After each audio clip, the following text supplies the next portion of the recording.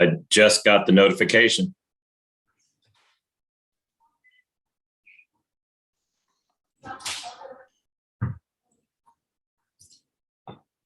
All right, you are all set up. I checked, it is streaming on channel 2 of our YouTube channels.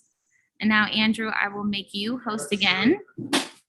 Wonderful. So if anyone wants to share the link for this, you can look in the upper left-hand corner and see view stream on YouTube or copy streaming link.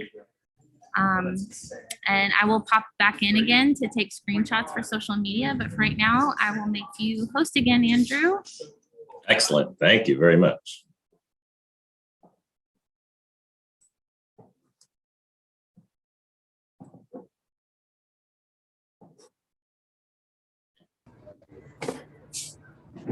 All right. Welcome, Team Liles. I see we are close to all here.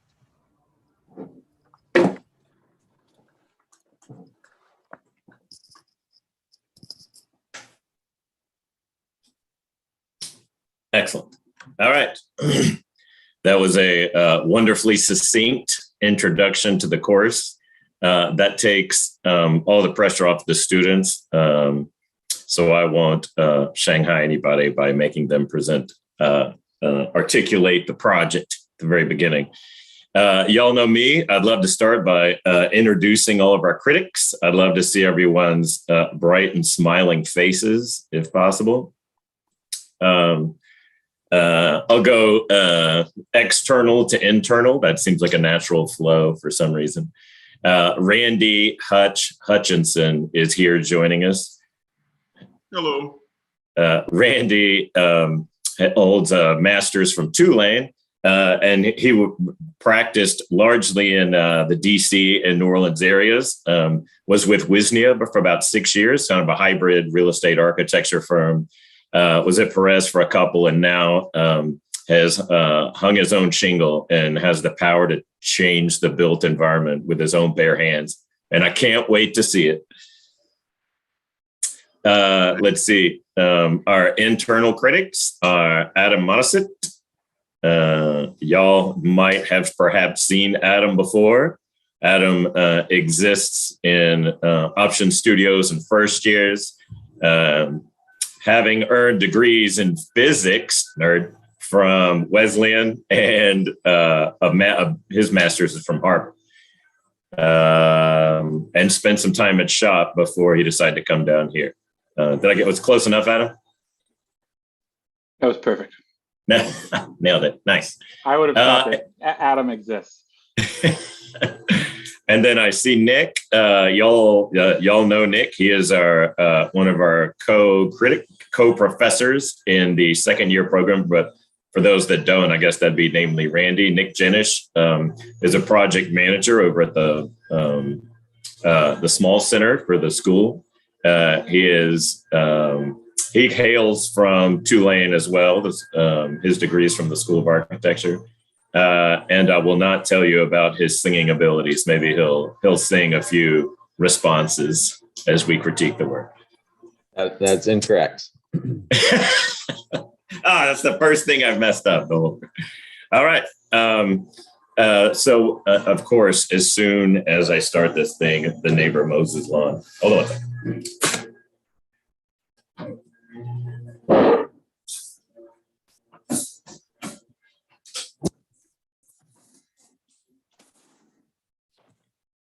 Okay. If only I could mow my lawn at 1:30 in the afternoon on a weekday. All right. To make this run buttery smooth, I will seize control. What we're going to do is review all this in concept board. You all have the links, and let me know if you don't. So feel free. Anybody, feel free to mark in the concept board. But what I will do is just share my screen, and as each student presents, I will just try and intuitively wander around. And please, just like if a student was presenting and you were saying next slide, please politely tell me could you go to the section, please, right? I don't want you to just look down and read your introduction without supporting it with this rich imagery that you've worked so hard on for this semester. If those of you that are, I'll give everybody a second to get there, and I will go ahead and share my screen. Those of you that are in concept board, you'll see in the far left of the middle column, row, I guess that would be, not column, is our Zoom. You'll see in the top left, section 3, Andrew Liles, and you'll see the order of the review for today to the left side of my name. I guess I will go ahead and share that screen. Does everybody see my name and the crit list for today? Excellent. Yes. Thank you, Sophia. Perfect. So you'll see Sophia starts at 1:40, but that's great. We're going to we can even start if there's no more questions. We'll just start now and we'll take a little longer break, or it'll allow us to overflow. Again, feel free to draw and comment. This is a conversation, not just each of us waiting for our turn to speak. If there are no further questions, Sophia, I'll just pan over to you and we can begin. Perfect. We have, I think, well, you saw in the review, so it's kind of redundant to say, sorry, Sophia, we're going in 20-minute increments. So just give your presentation and I'll give you a warning at the 15-minute mark or something like that. Okay. Can y'all hear me okay? Perfect. So I started off this phase studying kind of the underlying conditions of Jefferson Island. And I was particularly intrigued by one of the site maps that I ended up with, which is that one right there. It's almost dotted with these oil wells and drill holes that I represented. And they represent like tall circular insertions into the earth. And I was struck by how many there were all over the lake of all different sizes.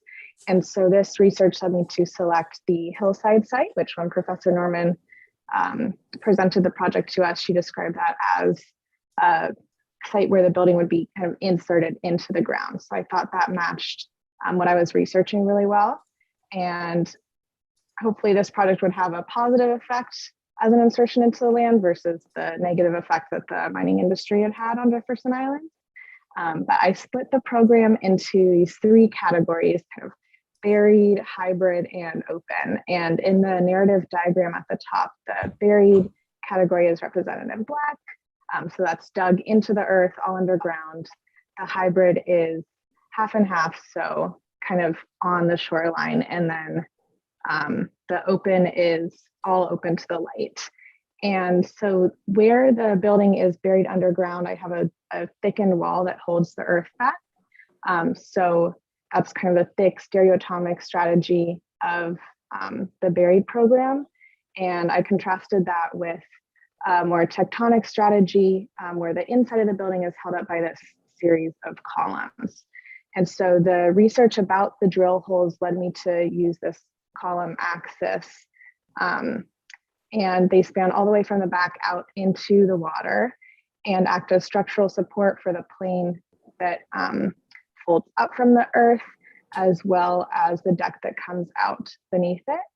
And then in addition to the larger columns, I have this network of smaller columns that serve as support for the glazing around the building and add to the narrative of the drill holes and the vertical insertions into the earth and this kind of tectonic strategy of the middle of the project.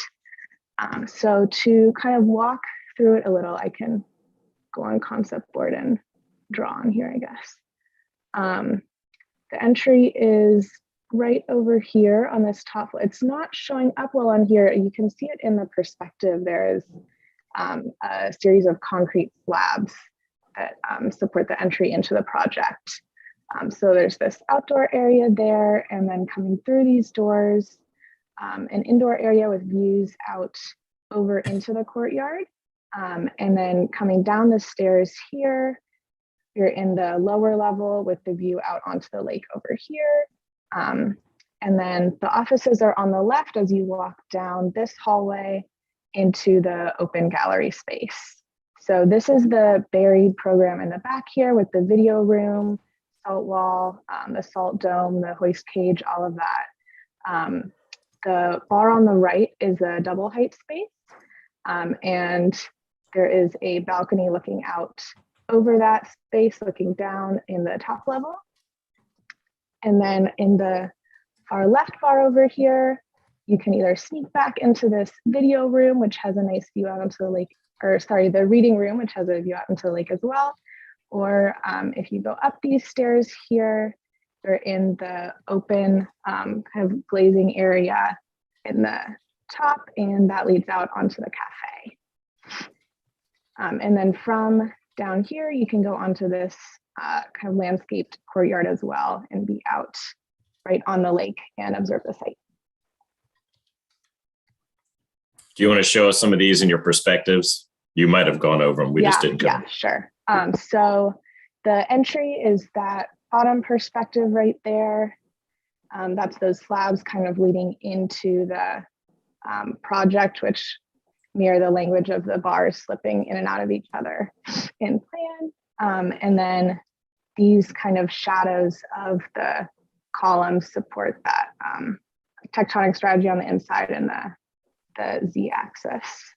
And then the second one is the interior space. So that's kind of going into the reading room there and looking out onto the courtyard.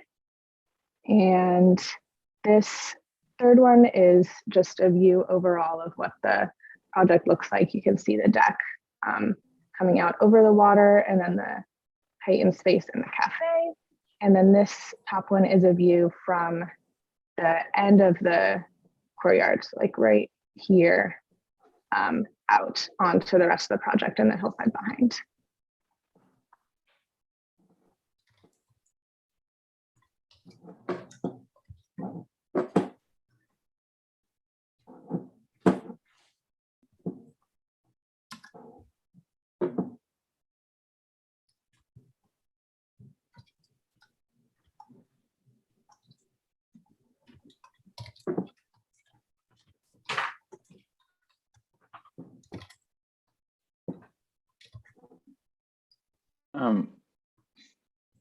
Maybe before, thank you for this introduction, and it's a really great, it's really impressive to see. I've taught this before, and it seems like from what I'm looking at concept board and your presentation, it's come a long way since the last time I taught it.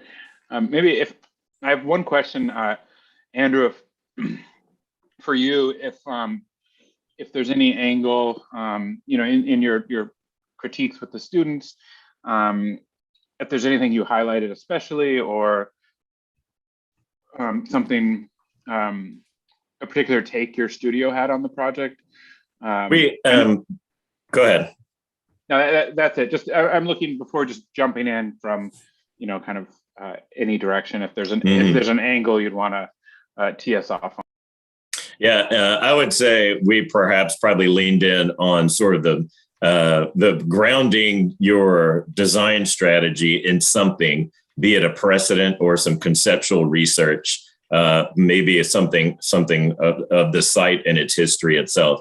But I'm certainly open to anything that you spot that I didn't, right? So by all means, but a lot of it we talked about, and you can probably tell, as Sophia said, these this real tectonic interior maybe spoke to some of the things she found in the research early on. So I think a lot of us sort of worked on trying to manifest the research as a concept in the built work itself.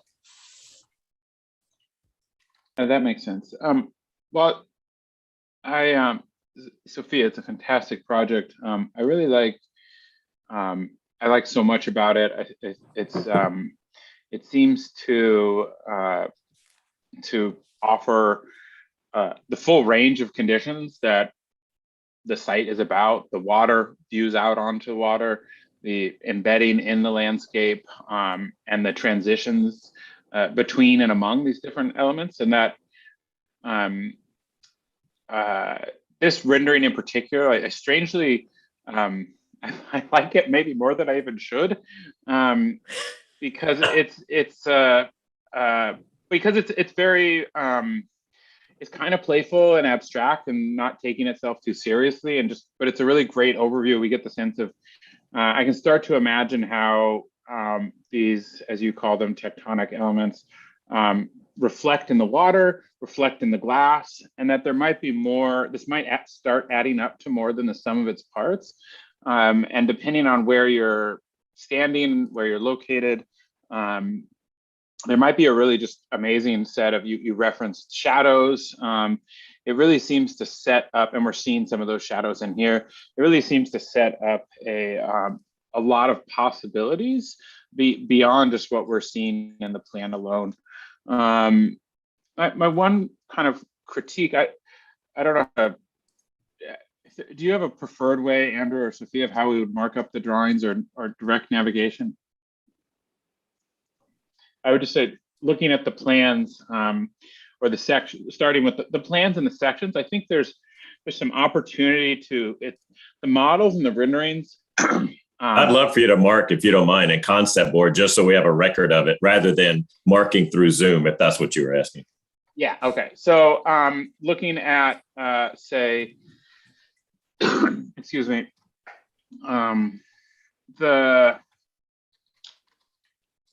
looking at the plans, I see I'm around Andrew Liles' cursor. It seems like a lot of the project developed through model and view, and the plans and the sections were seem almost derivative from the model and the ideas that the views embody. I think there's another level here your project starts to hint at, but just even its drawing technique would help take this further. For example, just the logic of poché. I believe this is poché here, but there shouldn't be any trees in the poché, right? And then showing how, perhaps this is not the smoothest, perhaps there's a path embedded in this. It's just not a simple line to kind of think about how the landscape works. And similarly, if the landscape is poché, to really treat, I mean, if you're going with that, I've never really got the stereotomic tectonic as a dichotomy, but to poché your the thicknesses of your walls, and even perhaps begin to treat this as poché. I mean, a kind of conceptual poché, right? There's different ways to do that, hatch or whatever else. But to really think, like, is this embedded in is this a kind of feature sticking out? Is this a hybrid space? And similarly in section going down, that this is, if this is in the poché, I mean, perhaps these should be black and these could be white lines that show the piers, and this could be poché as well. This kind of, which would give some drama to the idea that this thing is jutting out from the earth. And then, the things that come off of it, little lights or features, would kind of, you'd start to see opportunity for a second level of resolution that follows the same logic, of jutting out from the earth that you've already established, but could be done through, again, through drawing and through the techniques of drawings. But again, it's just overall, it's a fantastic project. I really like these renderings. I think, there's probably a few places they could go, but they read almost as physical models, and the spaces are really convincing, and it's exciting to see. Thank you so much.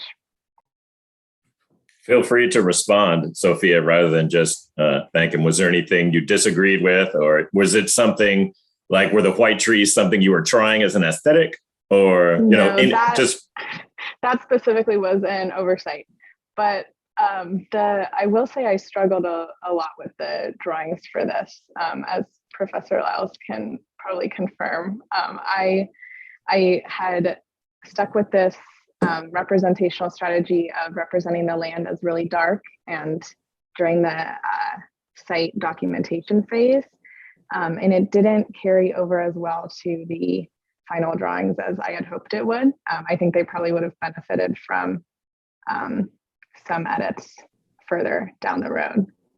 So that's something I definitely could work on. But yeah, I really appreciate your comments. I agree that the poché would help to kind of enhance the concept of the buried versus the open. I would just have to find a way to do it that worked with the project. So I'd like to make a few comments as well. I think I agree this is a very good looking presentation. Can you guys hear me okay? Mhm. Okay, good. Do I need to make an arrow for you guys to follow where I am and all that kind of stuff? In terms I of can the see your cursor on there. Yeah, Right. your name's on there. If they watch Right. my shared screen. all right, cool. So speaking to that kind of concept, I was trying to dig in, and I'm looking forward to seeing all of the projects in terms of the site and the conditions of this site make for potentially more interesting sectional, opportunities than you'd normally see in Louisiana or Southern Louisiana. And just this idea that there's this kind of column of salt and other minerals in the landscape, but there's all this layering of information in the landscape. So there's the soil, there's the rock, there's the layers of oil, there's the lake itself, there's the terrain, and I think that there's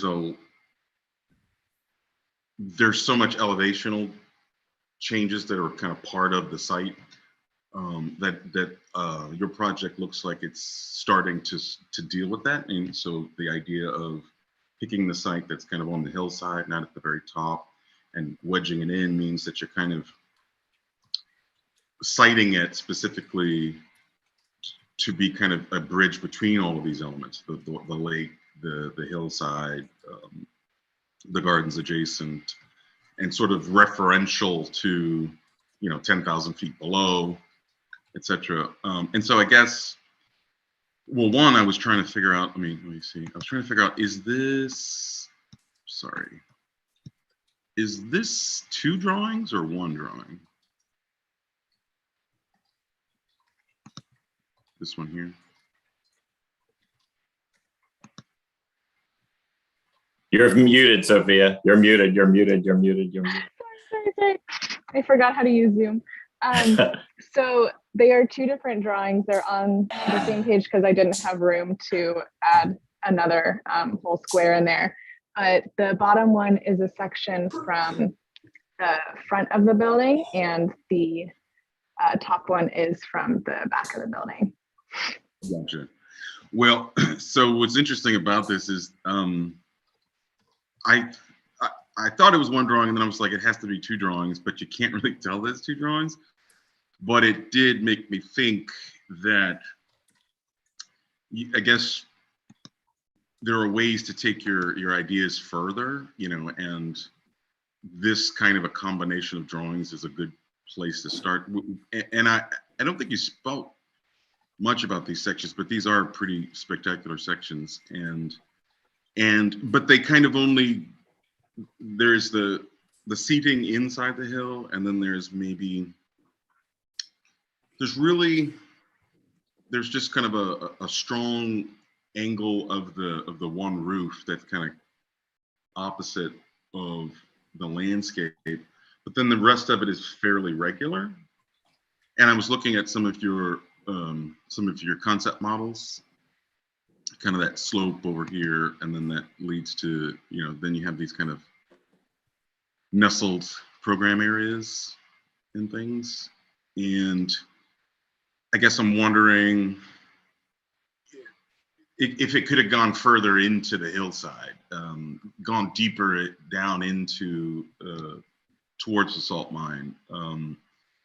And so that was some of my first sort of questions, is like, couldn't it actually go a little further?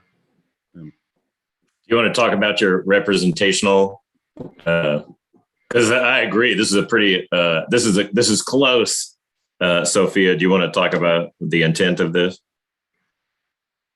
Well, I was curious if you were meaning it should go deeper into the earth, as in move back in section, or move down deeper, like vertically.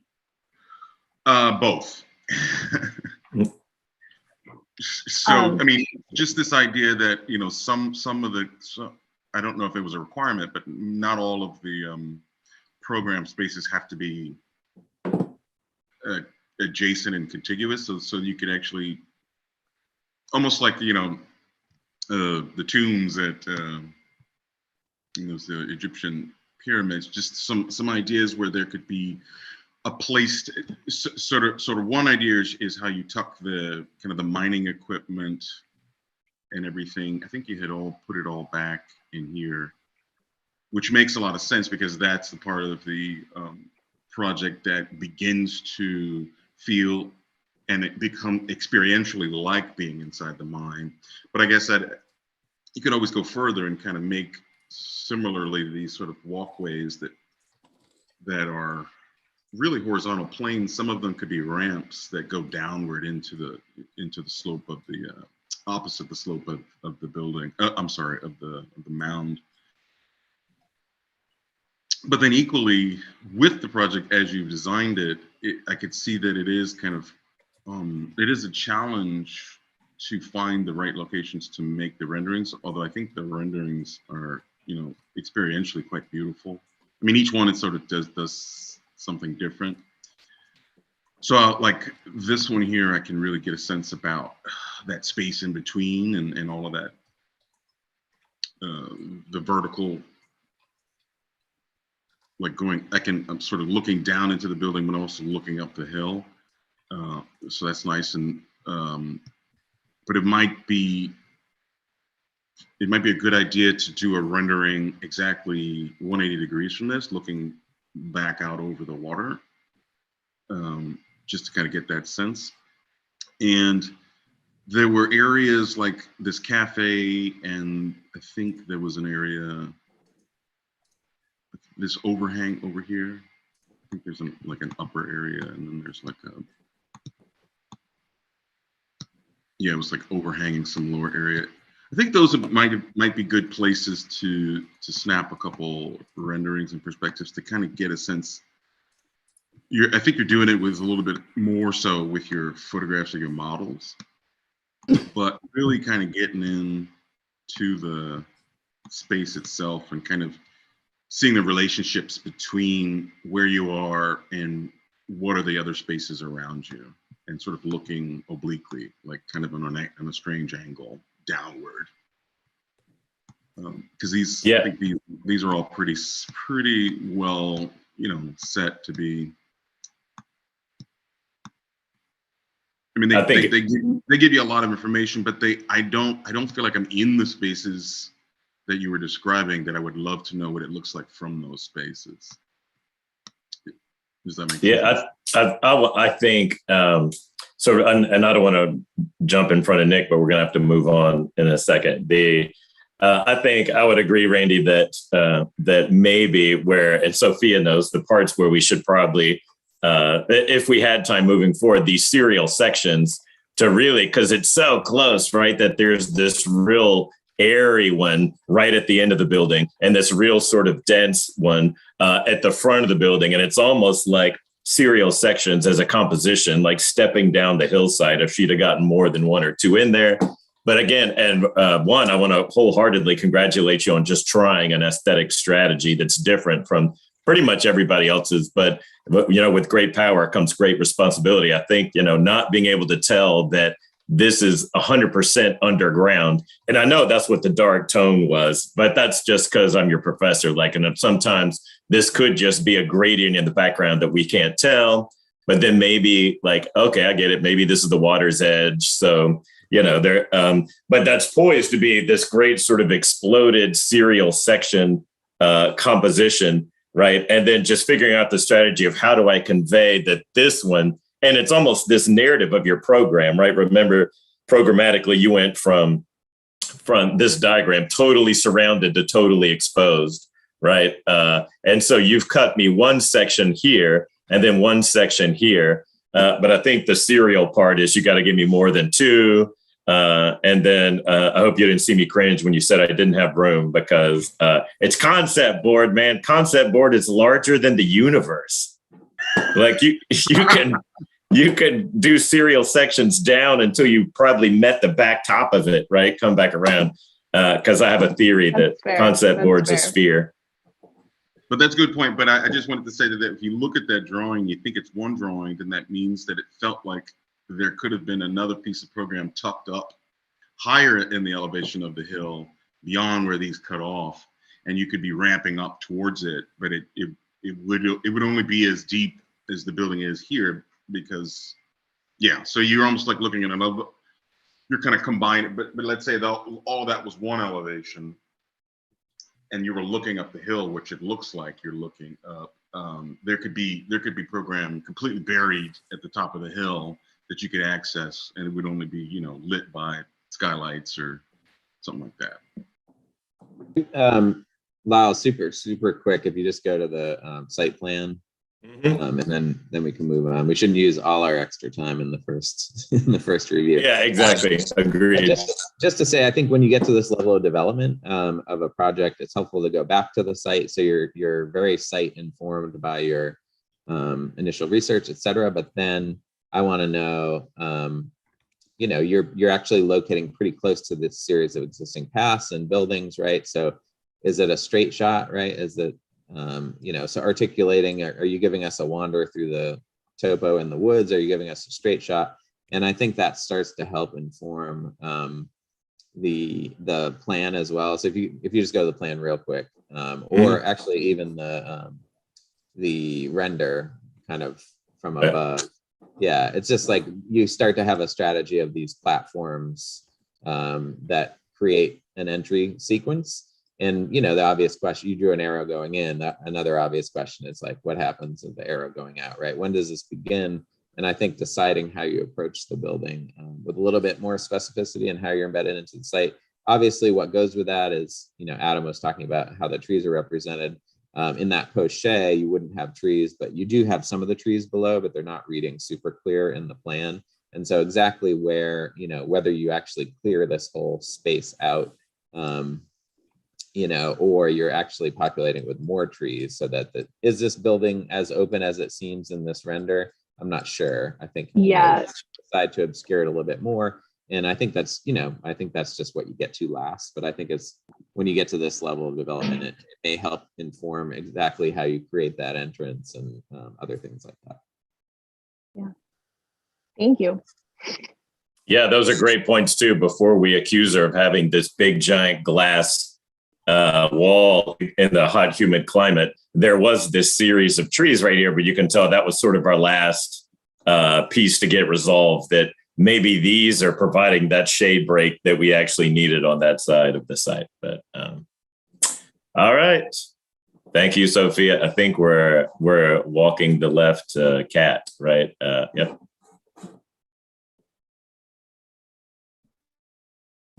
And I'm ready when you are, Catherine. Can you hear me? Yes. Okay, perfect. So this concept derived from my previous research on how topography impacts architecture, and that research revealed that on Jefferson Island, architecture mostly flows with the topography rather than against it. This is showcased through the concentration of buildings in the lower elevations of the island.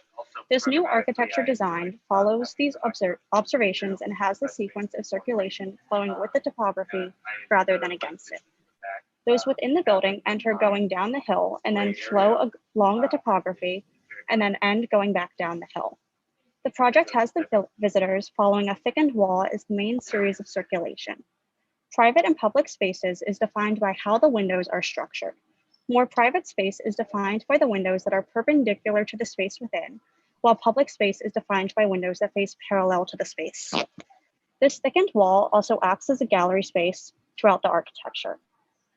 This is represented all the way through the space, from the lobby where the wall offers as a carved out space for the receptionist to sit in, all the way to the gallery space where the John James Audubon books are encased behind glass. Through the use of carving, the wall becomes an interactive exhibit for those inhabiting the space. The thickened wall also acts as a threshold for those exhibiting the space. In order to move from one room to the next, those within them must pass through the thickened wall. The thickened wall acts as the driving force behind the concept. And then I can kind of take you through the space if you can see my cursor on concept board. It's not, I don't know if you can see it. There it is.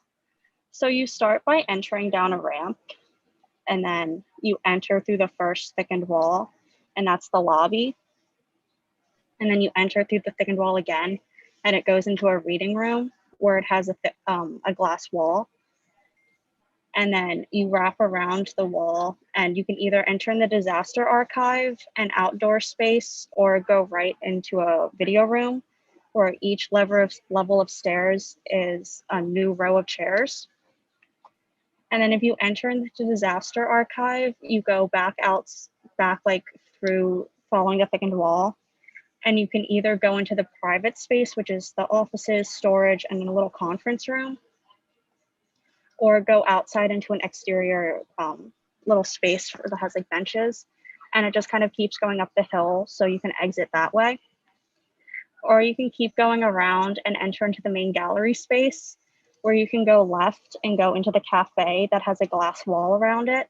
And it has a little overhang of a roof that gives it an interior space feeling, but it's open to the air. Or you can keep wrapping around the glass wall and go to the main exhibit space.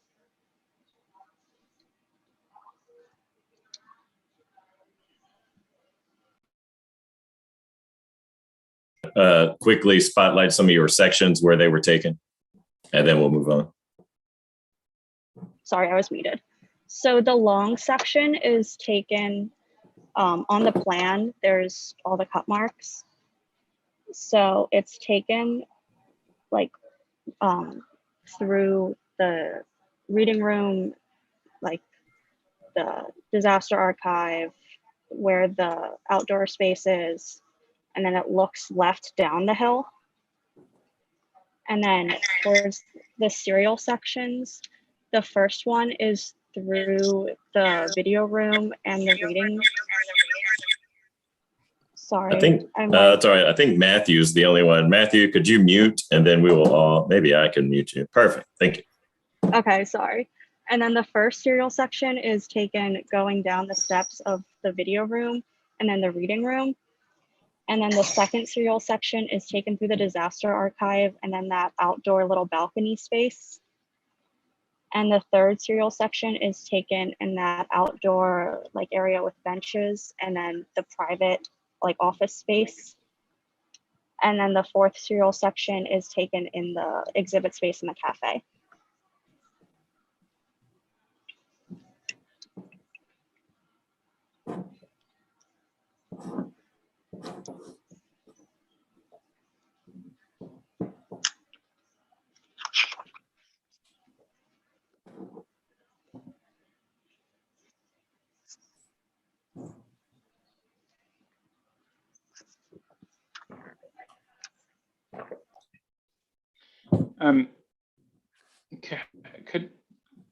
Kevin, can you tell us a little more about the origin of the curvy wall?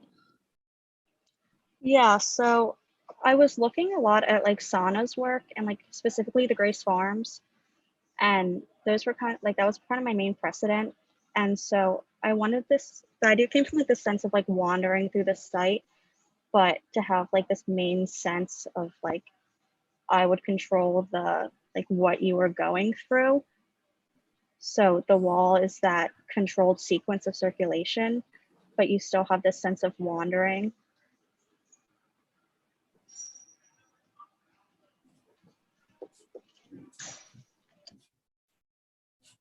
Well, it's a really nice approach, and I'd be curious if we have more time to hear more about what you thought of Grace Farms. But the meander through the site is a nice way of creating continuity, and also a device that allows you to, that meandering wall is a device that allows you to chop up the program and provide a range of scales and different types of thresholds. And there's many kind of clever uses that you've, or kind of clever moments where you've used the, such as if you zoom in on the plan, like the way you've used the wall, like these offices are hidden in the the office and workspace is sort of hidden behind the wall, and you might not even, if there were doors here, you might not even know it was there. And then here, of course, like I'm just calling out things you've already said, it becomes a theater. And then here it becomes this kind of offset barrier from the cafe. All of those are they're clever, and I imagine too, if you had more time, you'd keep layering in moves. Two thoughts on how you might step back from the project and rethink it a little are one thought is, you mentioned the exhibition space, that the wall becomes this continuous gallery, but which sounds good, I guess. I don't really know. I don't see why. I mean, the wall is behaving differently throughout. There's slow spaces and fast spaces, and sometimes you're in a hallway with the wall, and other times it's like one end of a room. And the gallery seems like no one ever says, get rid of the gallery, that's a terrible idea. It's sort of like cafes. You put a cafe in your project, no one will ever tell you it's a terrible addition to your project to have a cafe. But to show us how to show it how it works with, like there's no images of the gallery, or it's not, as far as I can tell, I might have overlooked something, it's not in the sections and what might be on the wall. Is it objects? Is it drawings? And I think that's really important, because ultimately that curvy wall is a device. It's an organizational principle that unifies the project. It kind of literally stitches the project together. And if it's about this pathway where you see art, it becomes really important to calibrate that. So like you turn a corner and you see something, or there's little things and kind of private moments, and that would allow you to maybe rethink things like ceiling heights and adjacencies. Like if it's an intimate moment, maybe the ceiling gets lower. If it's a pass through, maybe the art or whatever's being exhibited is stuff that is maybe it's one big piece. But again, to kind of calibrate in the same way that billboards along a highway are calibrated, depending on, so you see them as you turn a corner, that there's presumably, that's a kind of cynical reference, but there is a kind of proportion and rationale to these things.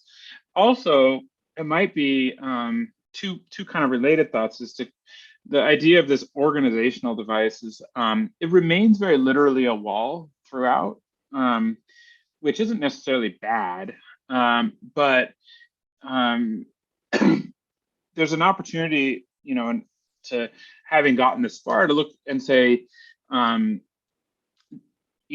based on how you're having it, on the work that it's doing, does it need to be a wall at all times? And what I mean by that is, like, it could be a thickened condition, perhaps these, I don't know, I just changed it red, pink.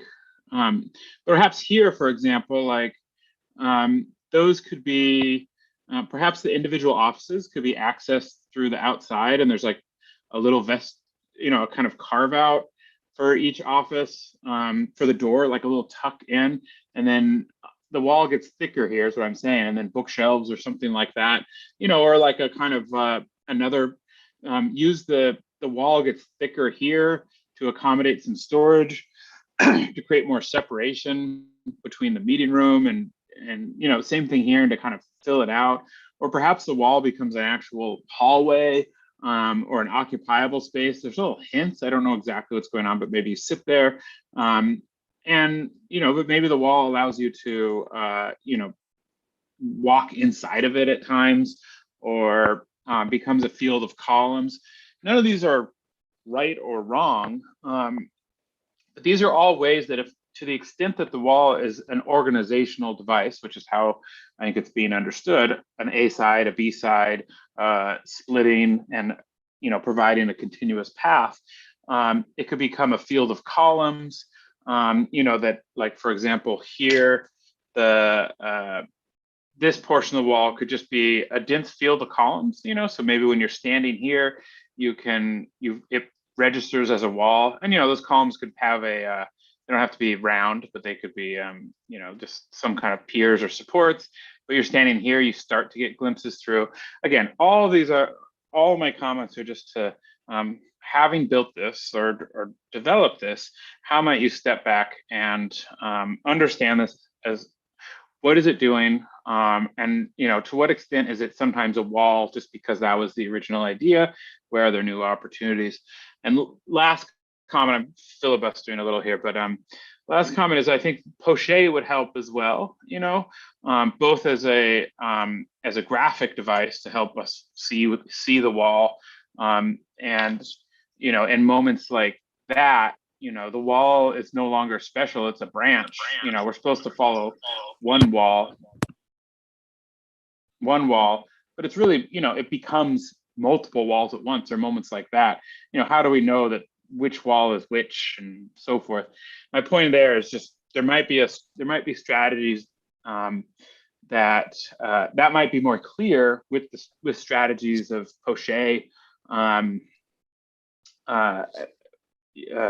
as a device to help us read walls, and then thickness and habitation and so forth could all become part of this. So that's kind of a lot, but again, circling back, I think it's a fantastic project. It really makes sense to the site. I'd love to have a conversation about Brace Farms and another review.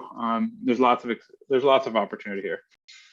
Just a real quick thing to build on the comment about articulating the wall. If you look at the renders real quick, I had the same comment about where another wall comes into the quote unquote special wall. And so for instance, if in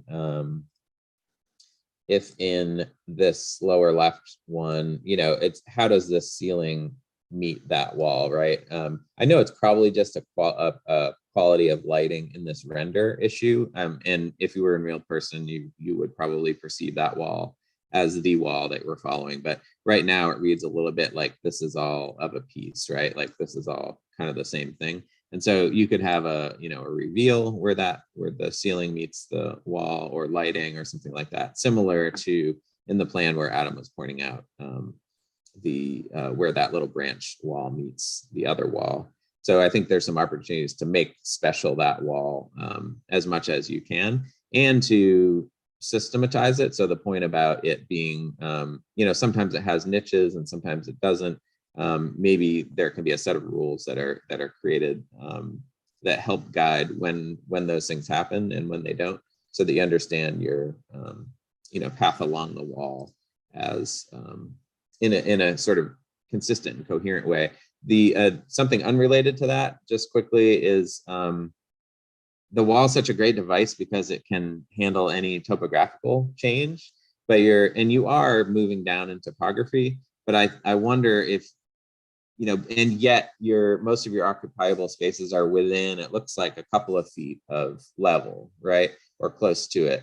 And I wonder if moving along the wall in topographical sense could be done in a more dramatic sense. Like if you move some of these pieces down the hill even further, or then you'd have an even more dynamic experience of being alongside that wall at all times, such that, I don't know, there was one of the renders, let's see.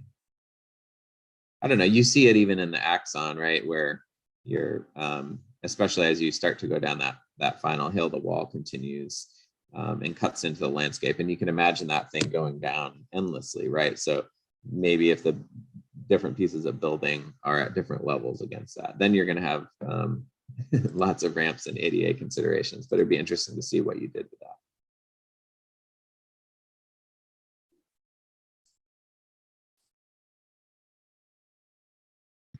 Kat, any comments? Yeah, I was gonna say Kat. Either way, I just wanted to see if she wanted to respond before. Oh, sorry. Go for it. Yeah, go ahead. I was just gonna say, I thank you for the ideas. I really like the one with the columns towards the end, and kind of starting to see the wall kind of dissolve into the landscape. I think getting a set of rules for the wall is a really smart idea, because it really doesn't have that many sets of rules right now. And I think designing a really strict set of rules for it would be a great idea. and I need to like, if I had more time to like develop it, that would be something that I'd really stick to. So just thank you for all the comments. I think anecdotally too, this is without telling on her, this is one of those earlier sections, right, where one was higher than the other, and we had talked about some idea of sectional hierarchy that maybe now a spatial hierarchy, right? There could be a space that size, and then a space, maybe that size. And using, I think what Nick was saying, using that ground plane to make some of these spatial sectional variations.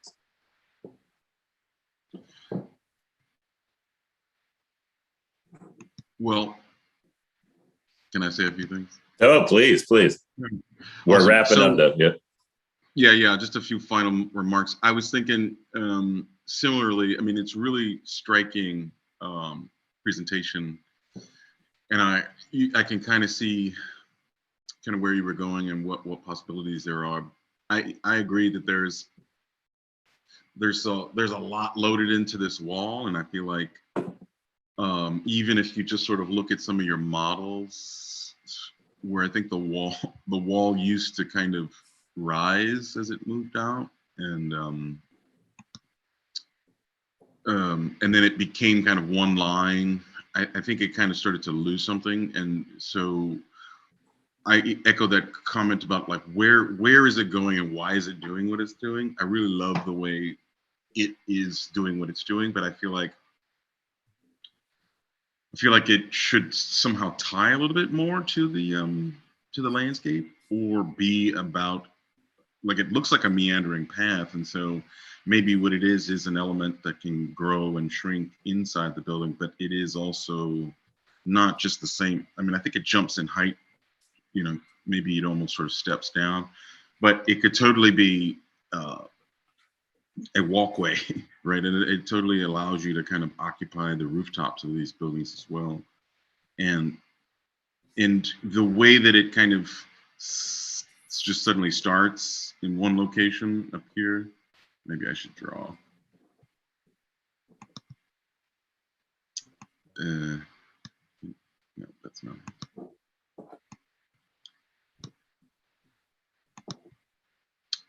I felt like this area could kind of fade away or become something, and one option is when it comes around here, it could actually loop back into the landscape, or it could do like what you did, which is sort of keep going, and then it really does become kind of a lookout. If there were a walkway up on top, it can have those, it can just start to disintegrate with a series of piers that kind of look out over the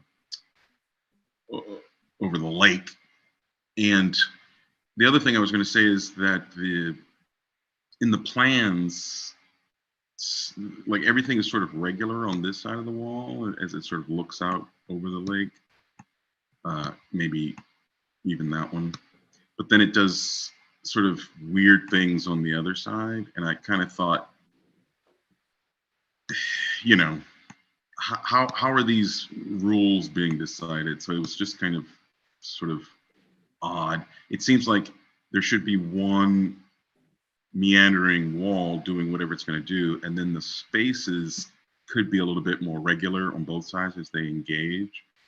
And then it really, if the wall is going to expand and contract planimetrically, then sometimes things can happen inside of it. I think that may make it a little bit stronger when you're reading what spaces are engaging with it. I do like this. I think that the serial sections are really strong down here. And I would suggest that in every section, maybe you should be exploring a unique, try to make it a little bit more visually strong, what the relationships in and out and are happening. But I think these were really strong, just being able to kind of clearly see the building, the wall, the spaces, and then that really big thick wall, kind of being able to understand where it was in relation to everything else was really strong. It's a good building when someone in your own rendering is taking a picture of it. An analogy might be and these are a dime a dozen, but if you think about the structure of other meandering things or other barriers or other thresholds, whether it's other types of borders, even a border between countries, or a river. They all have embedded in them.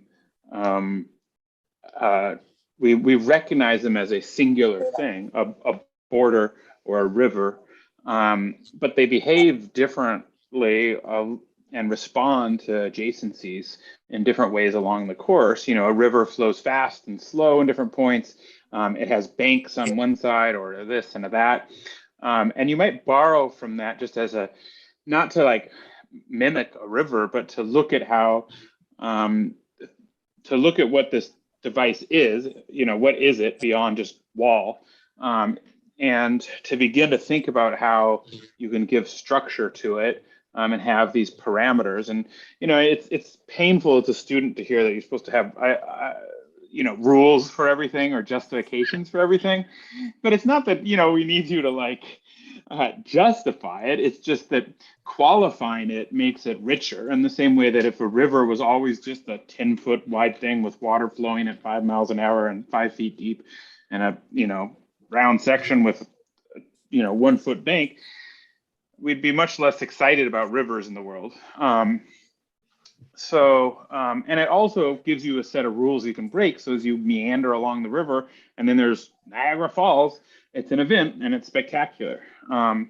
So that it might just be a way, again, to look at other things and help position this. Again, a river can also be a border, and has different speeds and et cetera, et cetera. And you might kind of start to draw in what are the various qualities that define this and what is this thing? Because it's not just a border. It's more than just a wall. And that's a real challenge. I mean, you could spend more than just one semester on that. And I know this you didn't even spend. When did you start designing? When did you draw the first plan for this project? How long ago was that? Maybe like a month and a half. Yeah, so by comparison to a lot of studios, it's very fast. All right. I know I have to move on. Last thing, I won't say this to everyone, but same comment about the site, right? So Adam was talking about the wall dissolving into columns. That could have to do with how you want to control the view out. But similarly, on the other end of the wall, what you do there could inform how you arrive and et cetera, et cetera. So same comment about kind of letting that arrival sequence inform the beginnings of the edge of your project. I think it's okay to say it out after every project if they need it. We tried to talk a lot about how you're building, your architecture starts before you're building. All right, Helen. Thank you. Thank you. It's nice. You're close. There we go. Hi, I'm Helen Samay. Can everyone hear me? Yes. Cool. So in the beginning research stages of emphasis was placed on studying the relationship between transportation networks and the salt dome itself. The Jefferson Island Railroad system in particular acted as an artery which facilitated the direct exchange of resources between the salt dome and the surrounding community. Sectionally, the end of the railroad folds down at nearly a right angle to the center of the salt dome, which highlights how essential the extractions from the salt dome were to the economy in the area. And this symbolic fold, the right angle from the railroad to the dome, is manifested in the building's design through the inclusion of the folded concrete surface, which wraps around the entire program and designates the building's framework. Sectionally, this project as a tower was intended to further express the notion of the imagined line from the railroad down to the salt dome, where the thickened walls of the buildings are reminiscent of the dome itself, and the punctures which contain the glass punctures containing program nod to the various human interjections in the salt dome. So like how in the salt dome, it's this thickened block, but we puncture it for mining, we puncture it for oil. So I punctured my thickened building with exhibit spaces, with the cafe in the bottom, with the video exhibit towards the top of the building. And in the middle of the building, there is a central glass shaft that also which borders the central stairway system and acts as a network connecting all of these programmatic spaces. And it further emphasizes the vertical connection between the railroad and the salt dome. So when the individual is approaching this building, they are met with the option to either enter through this thickened mass or to continue down a set of stairs that leads you to the more private sector of the building, which is wrapped in the end of the tail of the central fold. So upon entering through the thickened structure, they enter into the cafe space, lobby, and the cafe in the first level is enclosed in glass, which acts as the first puncture. And then moving up into the second level, they're met with an exhibit space, and the concrete fold is actually visible here in both the far wall and on the ground. Moving up through the central stairway network, they can either venture out onto the outdoor classroom or into an additional puncture in the back containing more exhibit space. And then finally, they use this central stair network to enter into the video exhibit space at the top.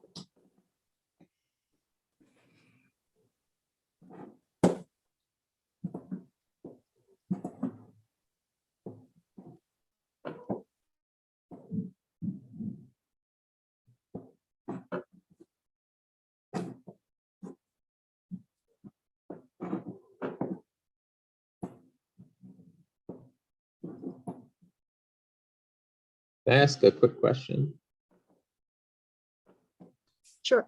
I didn't want to cut you off, but it sounded like you were concluding.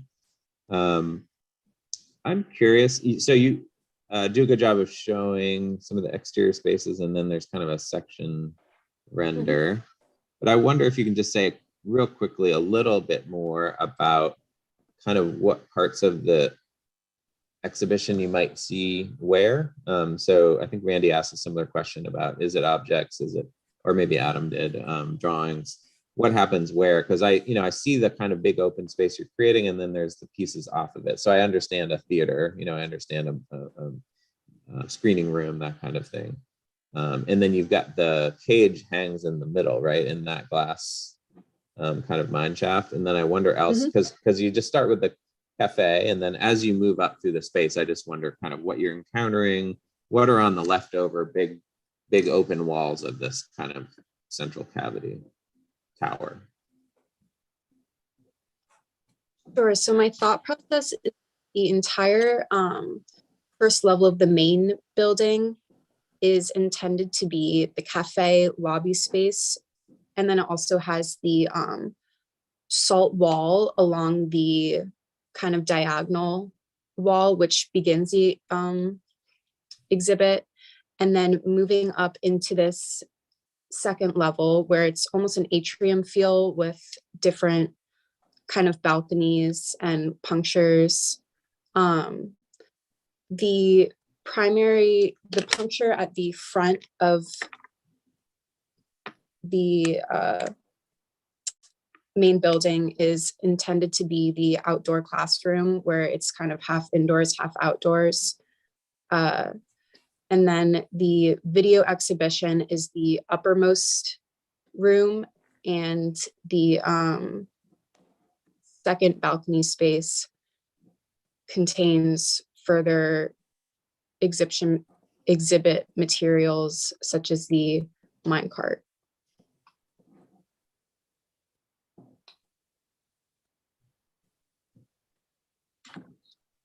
Thank you. I think it's just an instinct of mine, and maybe it's too prescriptive, but in the way that you guys have done wonderful research about this, and we've been able to learn from your research research presentations earlier in the semester, I think there's like kind of a lot of stuff you have to learn. It's like everything Carrie said in all school. I mean, all studio meeting has to happen at some point, right? So I always, in each of these projects, I kind of think of myself wandering into the building, wondering if like, is there a big map of salt domes in the cafe? And you kind of get oriented there and learn a certain amount of stuff before you then venture into these other spaces. As in, you know, is it a sense of discovery as you move through where maybe you don't know the whole story and you're kind of getting a piece here, getting a piece there, or, and that's okay as a strategy. Or, you know, is there kind of some anchoring information that happens? And I also just wondered, because since you had drawn, for instance, that section render, you know, is there stuff that's like, you know, here, you know, is it truly that the information is all in these boxes, right? Or if you look at the kind of section rendering, is there stuff that's happening on these, you know, they're rendered as blank, right? But are there other things going on that help orient us as we move through? Which can sometimes help you organize spaces, right? And where the punctures happen, et cetera.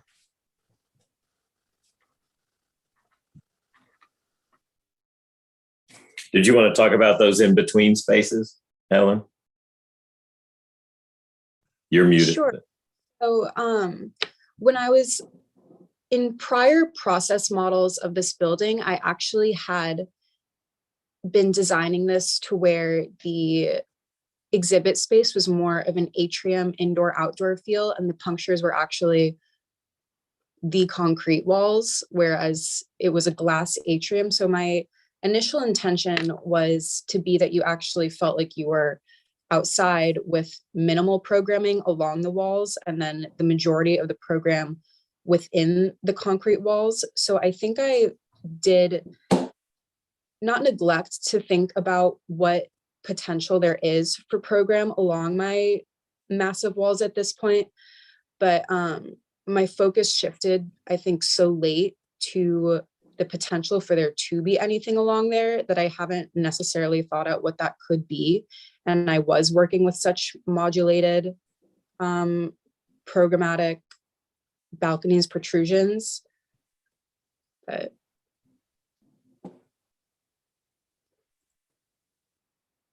yeah, I don't see it as neglect, and I'm all for minimalism. The exhibition can happen only in those punctures if you want. I just didn't hear that necessarily, so I was just kind of clarifying. Yeah. I think she stumbled upon a little late. I was going to agree, like, and if not, this is where I thought, like, where the opportunity lies in this project, like the space between the spaces is what we've talked about that's compelling. And I think Nick is just looking for you places where you show these beautiful space between the spaces some love and actually program those and give them maybe a dynamic since that seems to have become your exhibit space. Definitely. I think leaving them open, though, does allow for the difference in materials between the concrete wall that makes the fold of that's so central to like my design concept, and the wood that makes up the rest of the building. I think it kind of does put emphasis on that, leaving them, making them more visible. Sorry, what makes them more visible? What puts more emphasis? By containing the program to my protrusions and leaving open spaces where there's the concrete fold, and you can see the difference in material between the central fold and the rest of the building. It makes that concept more clear by not necessarily crowding them with program, but yeah, I think I understand. This model, I don't know how to the 4 to the left and 1 down, 5 to the left, the very bottom left of this current screen. Go that way. Wait, this way? No, the other way, the other left. Physical or digital? I don't know. Okay. Oh, I see your mouse. I'm here. Got it. Yeah, that one. Oh yeah, I should have my mouse on it. Interesting to watch when my mouse moves and when it doesn't. So wait, this one. Is this a progress model or is this the final model? That is a final model where the what's it called? The wooden dowels or the micro lumber is intended to represent glass. You know, perhaps there's a you know, I'm also one more question. When did you build these models? I mean, did everyone in the studio build models at the same time, or how did these enter into your project and your, I don't know if I can ask you about your classmates, but Andrew can answer if there's something worth saying. Or what was your process like between model, drawing, concept? I mean, everything at once, or kind of working in one medium and then shifting to another? My process, I worked primarily on my 3D model and then derived the rest of my work from there. Because I made a lot of changes to my entire programmatic, my entire design pretty late in the game. Like I was shifting around a lot. So I was working primarily on changing the 3D model and knew I would derive everything from that. So my model, I want to say on Friday. You might be talking a little more globally, like, you know, we started the project with these schematic models, right? This was the first thing we did. And then we switched to like digital drawing, and we finished this week with a formal model. You know, so we kind of bookended the path with physical model. Yeah, and that's what I meant too. It's not just when did you build the final its final form, but you know, how do the ideas and forms develop? What was the evolution like? Well, it's one thing that's striking me is the differences among the physical model, the drawings, and the rendering. Mm-hmm. Like they at first glance, they seem almost like different projects. And perhaps I really like, by the way, this one this view and this black and white rendering. I'll even put a circle around it to make this an interactive exchange. I really love that. There's the clarity of the operations. There appears to be a real clarity to the operations, like shifts and scales, cubes, corners, and kind of like changes in language and tone and material. And there's kind of a restraint maybe to the elements, like even the things that are left out. There's something ambiguous about what's a deck and what's a skylight and what's a what's a viewing platform, and then like going into the renderings, they get a little noisy, and it seems like it's a little difficult to connect the logic of like the wrapping concrete with the wood inside, which is a lovely idea, of course. Like, who doesn't like well-crafted concrete and wood? I mean, those are you're not going to find an audience that hates those, by all means. And they look, but the way they're presented seems like it seems to become more about a wrapper and like a kind of surface wrapper and the massing operations are lost, and the glass it seems like a kind of infill to where maybe you were talking about this leaving spaces open and so on. And sometimes these cubes get wrapped in glass, and the renderings really reveal it. Like right here, the glass is often the harshest or the most visible and harshest material. Like you look at this rendering, and the wood and even the concrete kind of recede, into the, are a little more what's the word, like they're less glaring, like the glass is really prominent, right?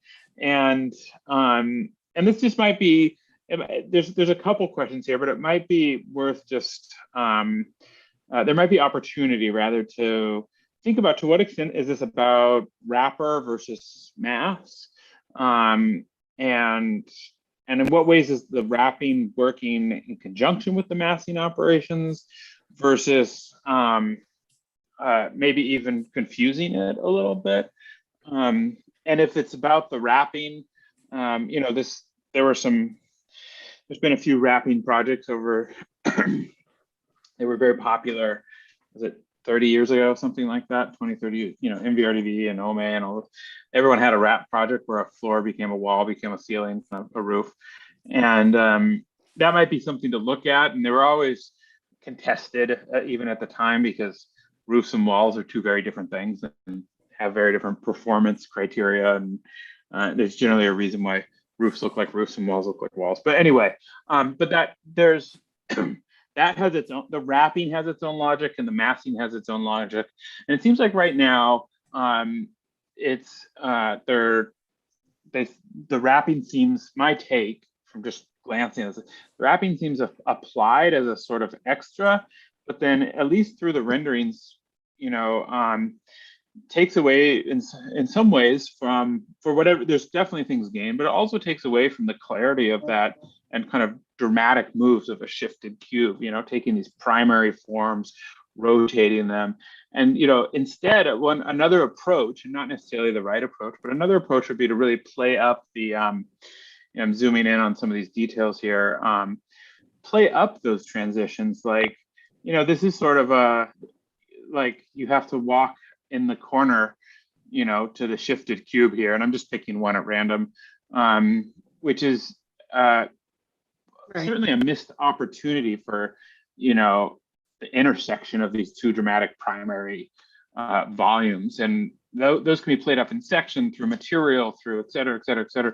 And even if it's all wood, even just like different stain of wood or different, you know, slats of wood, or maybe the inside is just, you know, drywall, and the outside is wood, and that's where the exterior word comes in, or those would be, and that's where renderings can really allow you to have a material expression, and even kind of, rather than just showing the whole building again, which I think the model does very successfully, to zoom in on these specific moments where and kind of play up and show us the impact of that rotated cube and how you're really, you know, how you're exploiting it.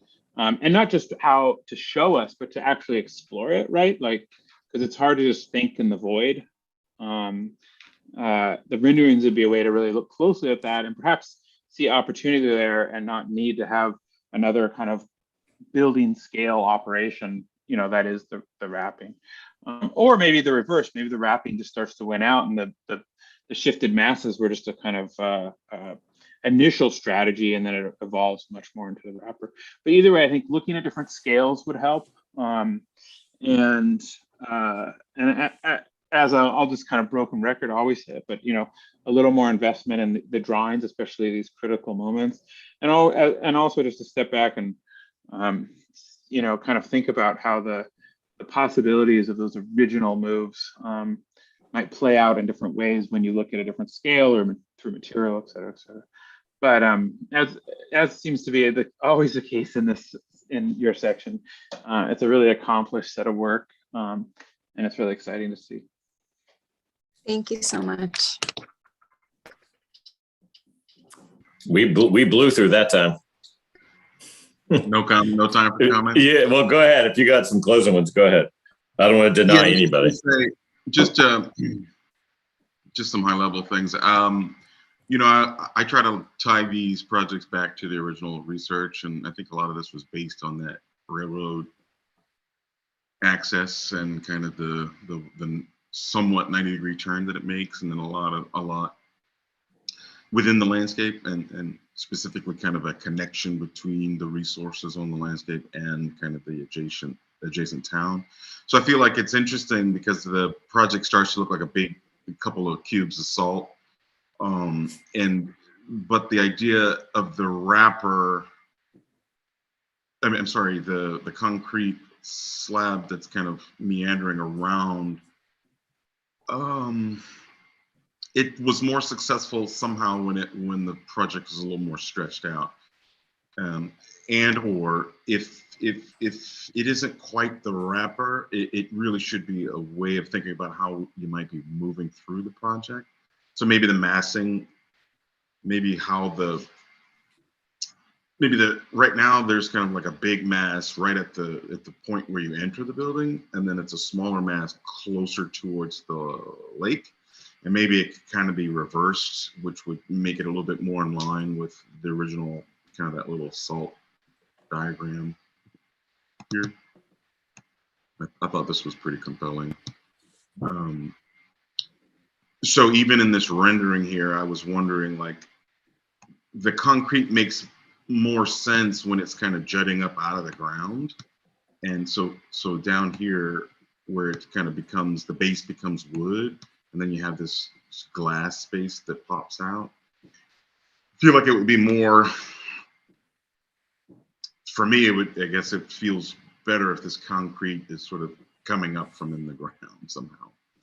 And then it has these kind of protrusions that are happening through it. And then the wood is, maybe the wood itself is kind of a different notion that actually applies itself and connects, but maybe the wood is the part that's actually more of a ribbon, and the concrete acts more as just kind of the grounding piece of it all. But I think it's really, really strong renderings, drawings, especially like the axon.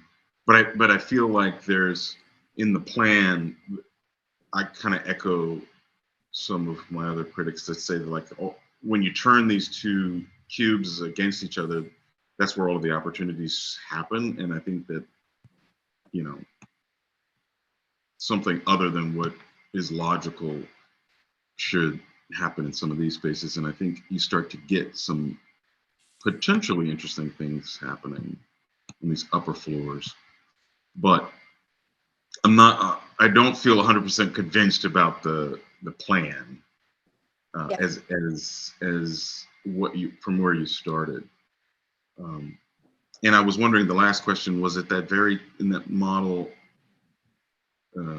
bottom left, does the fact that there's not a roof mean that it's a glass ceiling in that Yes. space? Okay. So I think maybe in order to make that work in that kind of a model, you might use some more framing to go across the roof and just sort of say that, you know, it's an enclosed glass box, and then I think it'll make sense. Yeah, that's it. Mm. Oh, yeah, all great comments. I think your zeal for the fold kind of made the plan a little maybe hard to register what was a large open space and sequencing through the space, but ambitious. All right, thank you. We're going to actually, Delaney, do you want to review this? Wait, can you say that again? We had discussed, I'd sent you an email about maybe looking at the mid-review material, or you want to look at this material? Oh, I'm sorry, I did not see your email. All right, well, we can go here either way.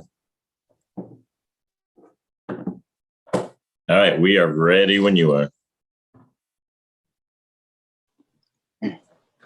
Hi, I'm Delaney.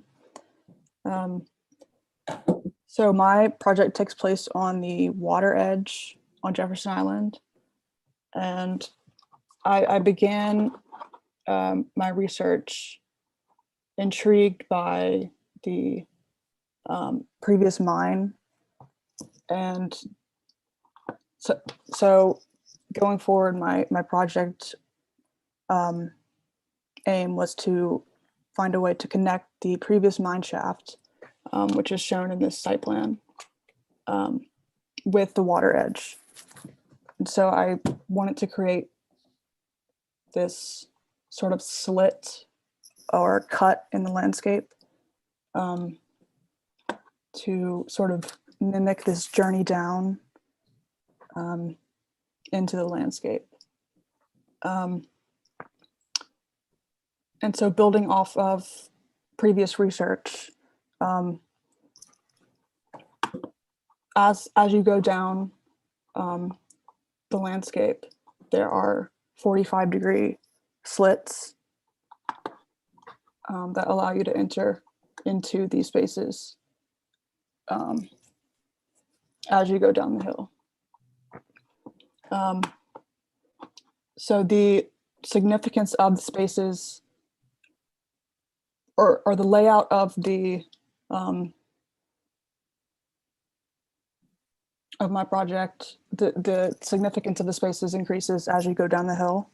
So you begin with the lobby space, and then when you reach the middle, you get cafe and reading room and archive. And when you reach the bottom of the hill, you arrive at the gallery space. And just for the clarity of the critics, will you explain what the drawing on the right is versus the drawing on the left? which one? The axon, what's the relationship between the axon and metric? And then I'm assuming, is this a plan? Oh, right, yes. So I ended up changing my design. It began with this left axon, with the gallery spaces being, I guess, perpendicular to the axis. But going forward, I ended up changing it. I think my reason for it, one was I wanted to allow the gallery space to be this double height space. You can see it in the section perspective. And also I incorporated this large salt wall right at the end of the axis, allowing it to be this sort of, it adds to the circulation of the gallery space. So you can actually move through the salt wall and it becomes this movement through the thick wall into these open spaces.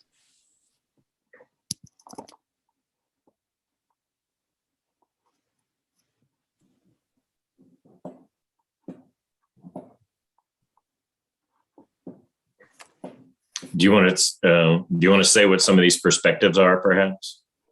Yeah, so the bottom one is the salt wall that I was referring to.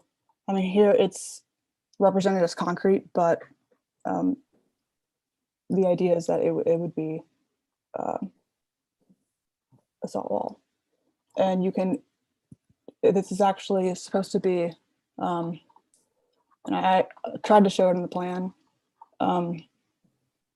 This would be sort of, water, and you get this sort of bridge over the water into this thick wall, and then you can go up these stairs through the wall. You can come up on this balcony space that hangs over the water edge.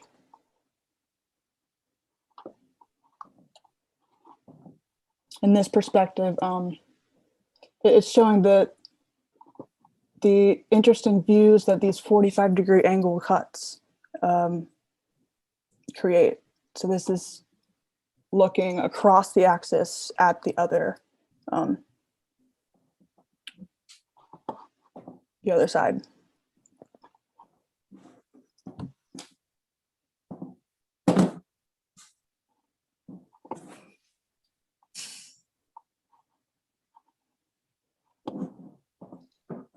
Did you just put that there? I did. Okay. Did a new drawing just enter the? Yeah, I was just trying to make the comparison. Since she's, and I was wondering if the early plan might help clarify why the new plan looks wildly different. This is my first time seeing this plan as well. Yeah, I felt, I'm sorry for the last minute change. It just didn't feel unified. But yes, that what was just uploaded is the original version, I guess.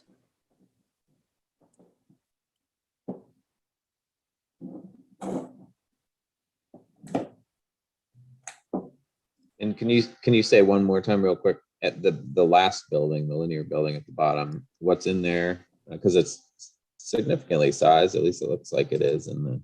Yes, that's the gallery space Okay. and But video the- exhibition. Okay. But some of you've got objects up above too, right? So is there some gallery, some display going on up there as well? In which space? The prior two buildings. Oh yeah. Those are cafe and then reading room archive. Okay.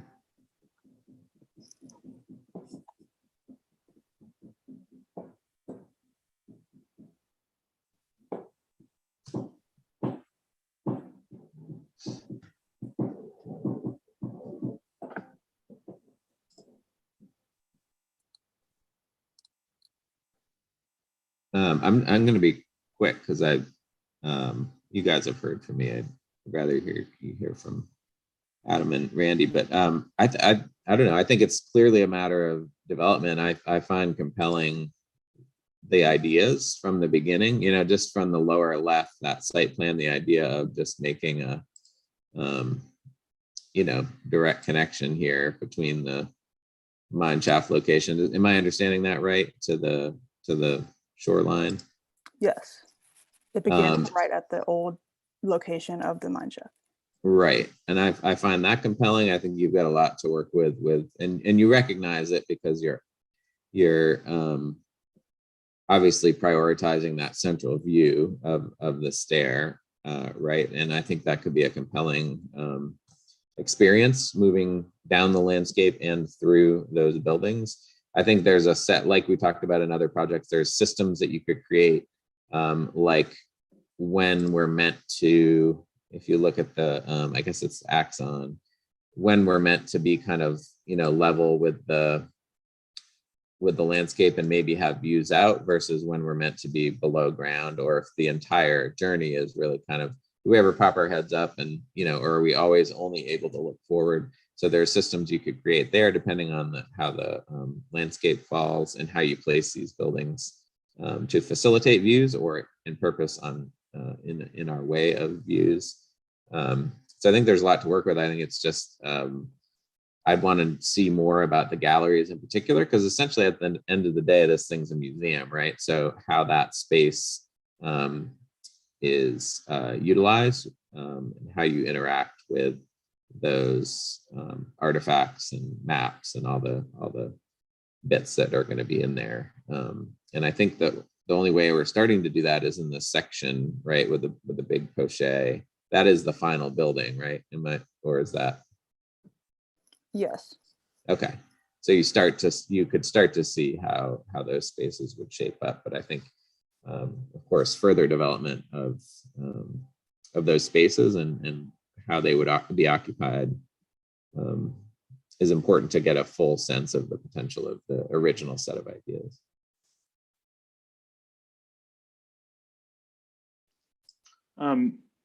Delaney, what are these vertical bars that I just circled one? The idea of what maybe I represented it weak, but the idea was that since the stair, the axis is a public space, there would need to be some sort of way of blocking off those slits in the landscape. So those are just supposed to be like sliding doors. Yeah, that's what I thought. I just wasn't sure. And when they slide, they cover up then like this window. Yeah, so those are the 45-degree slits. So they cover those up. I see. So they cover those openings. And then in plan, those would happen like in these. Can you just let's see. So in plan, we're looking at like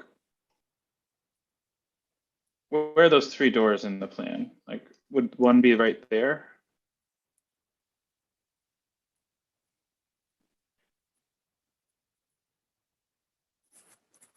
You mean the 45-degree slits? So Yeah, those- like if this is 1, 2, and 3, where's the 1, 2, and 3 up here? I know that you're not seeing my screen, but Andrew, if you zoom out, Andrew, you're driving this. Is this yours? Is your screen, right?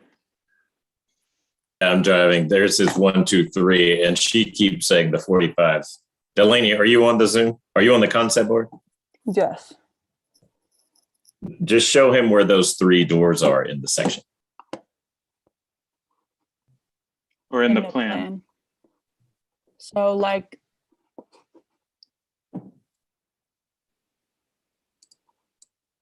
is it clear that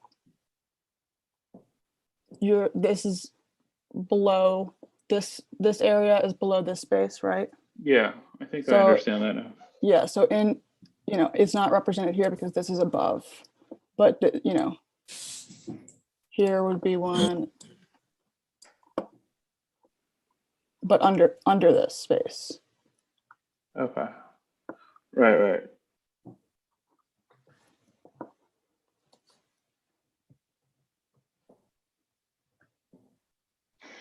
It's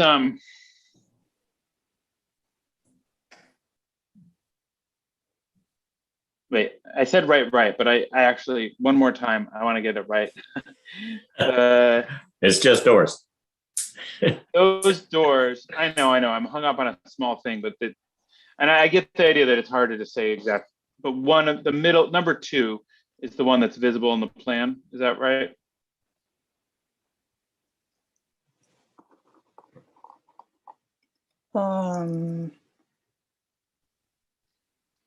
Yes, the upper level.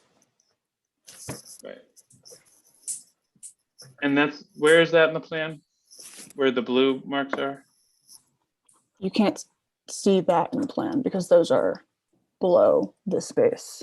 So I realize a second plan would definitely be useful. Or which doors can you see in the plan? Which door number? It would be number 1 is in the plan. This guy. Can you see what I'm marking? You're back in the section. Yeah. Oh, wow. So, all right, I still don't quite follow which door. Would number 3 be visible then? Or 3? I don't quite get the plan section line. It seems like, and maybe this is a result of, jump in if you want to keep talking about this, but there's more to your project than just the location of these doors. But it seems like, it sounds like you changed your project at the last minute, and perhaps it made some adjustments. And looking at the work as a whole, it's it seems very much it seems like a lot of your work went into creating like what manifests to me as a really strong attitude towards the site and the project as a whole. Like these 2 renderings are spectacular.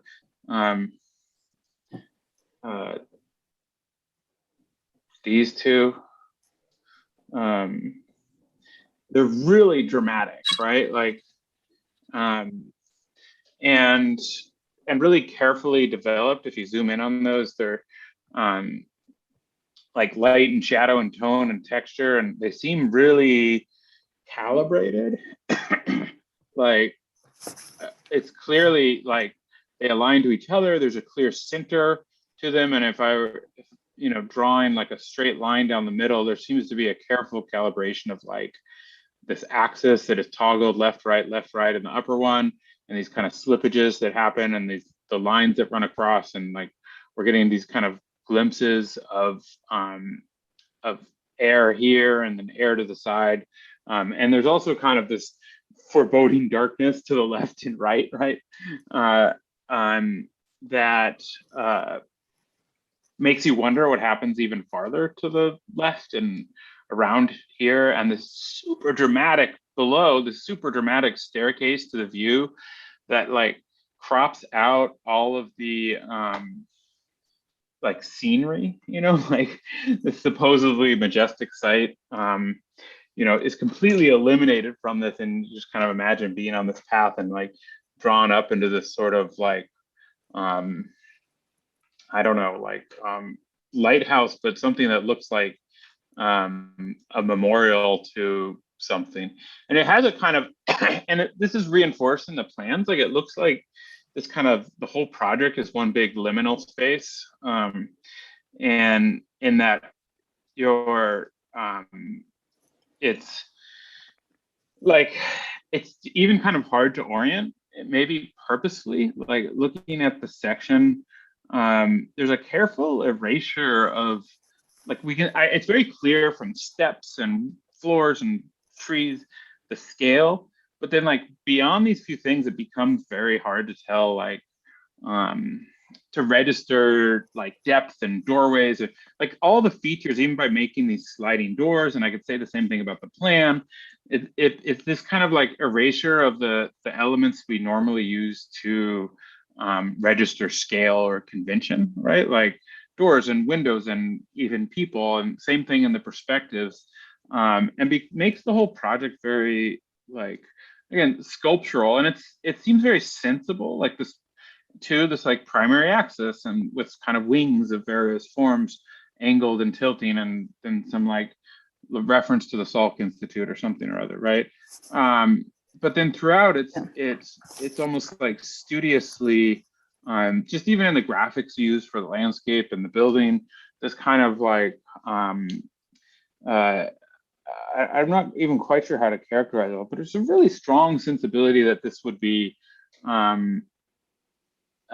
these sort of minimalist, dramatic spaces that are defined less by their specificity of program than they are by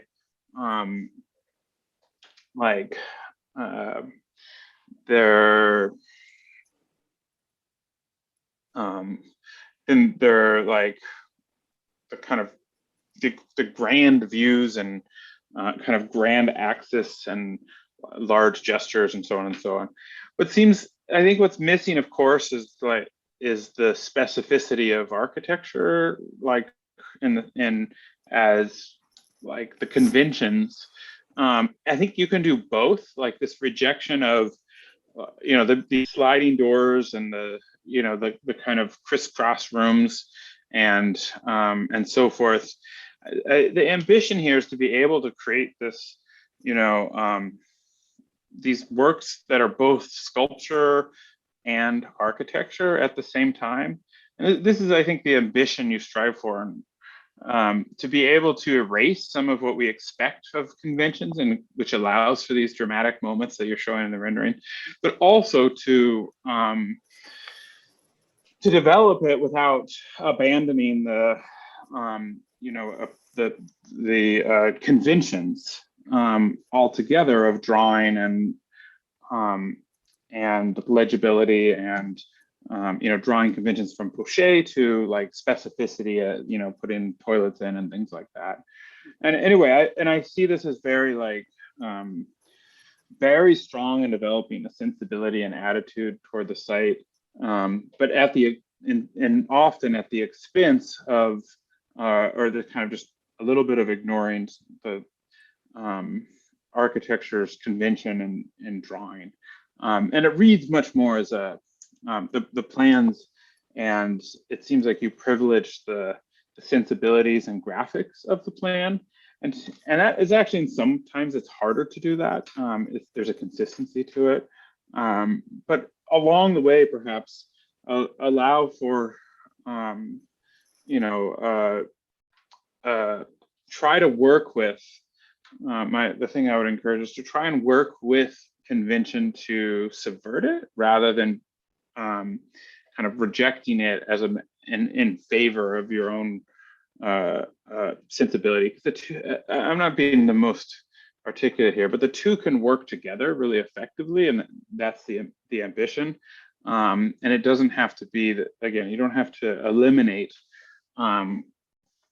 architectural convention to arrive at these, and ultimately kind of doing both at the same time makes it more powerful. So again, a bit of a ramble there, Delaney, but it's a spectacular set of a spectacular ambition and a spectacular set of images that I just want to see more of, and I want to see it played out further. Yeah, I think you said that perfectly. That is exactly what I struggle with. Is it's not that I intentionally reject or try to reject those conventions. It's that I usually struggle with trying to fit them into this main concept, you know. So I think you're right. Just finding a balance between the two. So I'm curious, what made you change to this current plan versus what you had before? And the reason why I'm asking is because I feel like what you had before seems more successful, and it seems to follow the logic that you laid out in the beginning and some of these original drawings on the left.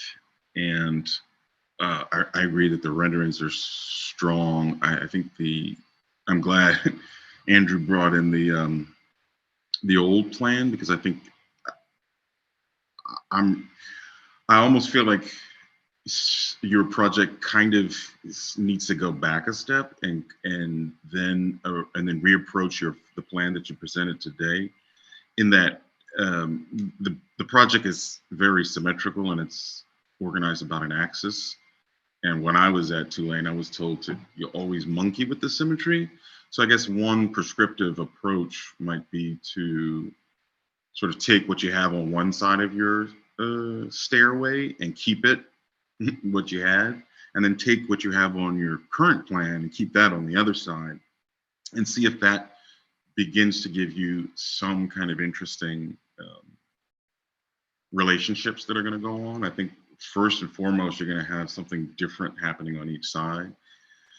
And I really think that these perspectival model photographs are pretty striking. And I like the fact that the earlier ones weren't symmetrical at all. Maybe not until you got to the down to galleries near the river. It's kind of reminding me of a Renzo piano building that they did in Santander, Spain, I think. It's got these lobes, and if you look at it in plan, it's like it almost looks like lungs and a trachea. So it's kind of a lobe design, and yours is kind of being lobe-like, but there's a little too much symmetry in terms of the building on the gallery to the left and the gallery to the right are exactly the same. But when I look at your section perspective, I can start to see that there are the things that I would expect to see, which is that there is some difference between what's happening on the right and what's happening on the left. And I know you got that just by shifting those volumes a bit. But I feel like the original ideas were strong, and the way that these galleries kind of start to peel off from each other starts to get interesting. But I guess I'm wondering, like, we have this strong axis, and then we have these connections, these really, very basic connections off of that axis. And, I'm wondering about secondary connections between these spaces. I'm wondering about, if there's a mass here, does it affect this mass? And if this mass is shifted backwards, does it make this one, bigger? And then this one becomes bigger, right? So is there, the spaces in between on the landscape really aren't kind of captured, but I think they're beginning to be captured when you look at this plan here. I think some of these are kind of like outdoor terrace spaces and things. Yeah, so go ahead. That's good. And that's why I was suggesting sort of take what you have in one plan and put it on one side and keep what you have on the other, and look at that and just let that inform you. But also a sequence of sections. I mean, I think you're sort of making up for not having enough time by doing a section perspective, but what you really want to see is a series of sections kind of along where your doors are, 1, 2, and 3. And I think that can tell you as the architect need to be able to see what it is you're proposing. And the quickest way to not know what you're doing is to not cut enough sections. Agreed. Excellent. All right. Thank you, Delaney. We have to move on. We're a little bit behind. We're going to end on Jace, and then I will shorten our break, and then we'll finish right on time. So, Jace, I'm ready when you are. All right. Hello, I'm Jace, and the main research that I carried out throughout. Also, can everybody hear me okay? Definitely. Okay, great. The main resource that I focused on throughout this project is resource extraction and human intervention. So resource extraction on Jefferson Island, and if you wouldn't mind zooming in on those, the concept diagram and that map below it. The resource extraction on Jefferson Island included oil drilling, sulfur extraction, and of course, most notably salt mining, all of which use methods of extraction that intervene vertically through the site. The concept for the Jefferson Island Visitor Center and exhibition explores the research of human intervention in the Z-axis through the use of pillars that pierce through the ground directly above the former historic Reuben Pillar salt mine. Depicted in the diagram is a semi-strict bar scheme that organizes program and circulation. It goes program, circulation, program, accompanied by a dense grid of pillars that occupy the bars. The pillars, which have been subtracted, are in red. They have been subtracted from the grid to imply movement throughout the space, while also tempting visitors to weave between them to experience different light and spatial conditions. The effect of the grid and pillars on the site is depicted in the model, which excludes the building and exists as a pillar and grid concept model for the site. The building itself, which can be viewed in all of the drawings, consists of 6 floating planes that slide past each other to create floors and ceilings. The result is a long, thin building that stretches across 2 sites. It begins on top of the mine shaft and ends at the water's edge. The program of the building is organized into 3 large units along the bar schemes that mirror the topography below them as they cascade down the 2 sites. Visitors wander through a hallway of pillars that appear to grow as they approach the main plaza in the beginning. One enters the lobby in the first unit, which houses private programs, so administrative offices, archive, reading room, storage, etc.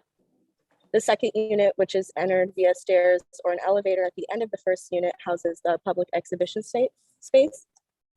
In this unit, circulation is enforced solely through the pillars. Finally, the third unit, accessed also by stairs or an elevator at the end of the exhibition space, is an outdoor plaza with a cafe.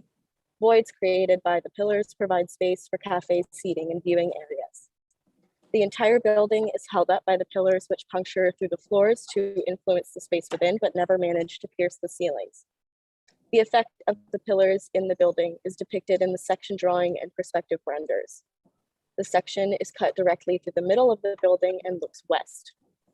The first perspective is taken in the middle of the pillar hallway looking over the main plaza and first unit, as if beginning the journey through the building. The second is taken in the cafe plaza looking back into the exhibition unit, ending the journey.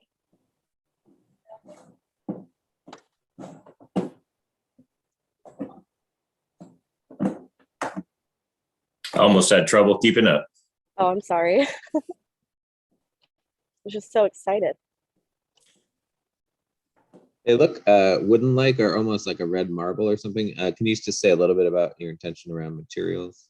Sure. For materiality, I was very intrigued by weathered steel and kind of a blonde concrete. The walls, most of the walls, especially in the exhibition space, are glass, allowing somebody to look into the space from outside and see all of the pillars and voids within. But for the pillars themselves, I settled on weathered steel, and for the walls and the ceiling and floors of the building that aren't glass, I settled on a blonde concrete. Thank you.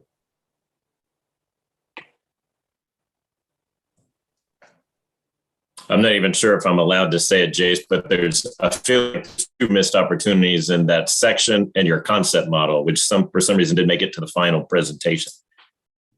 It would have been the only interior, and maybe I'm just not seeing it, but the interior serial section. I mean, I guess it's not serial if it's just one. Oh yeah. Yeah, I completely lost that file like right before the deadline. It was a rough loss. Still mourning it. So I apologize for that.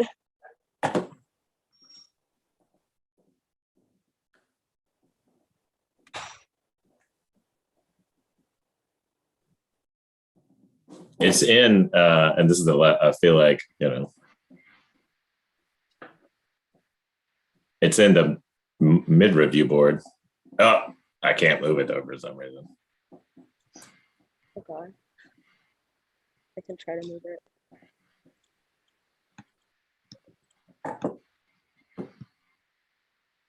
Oh, perfect.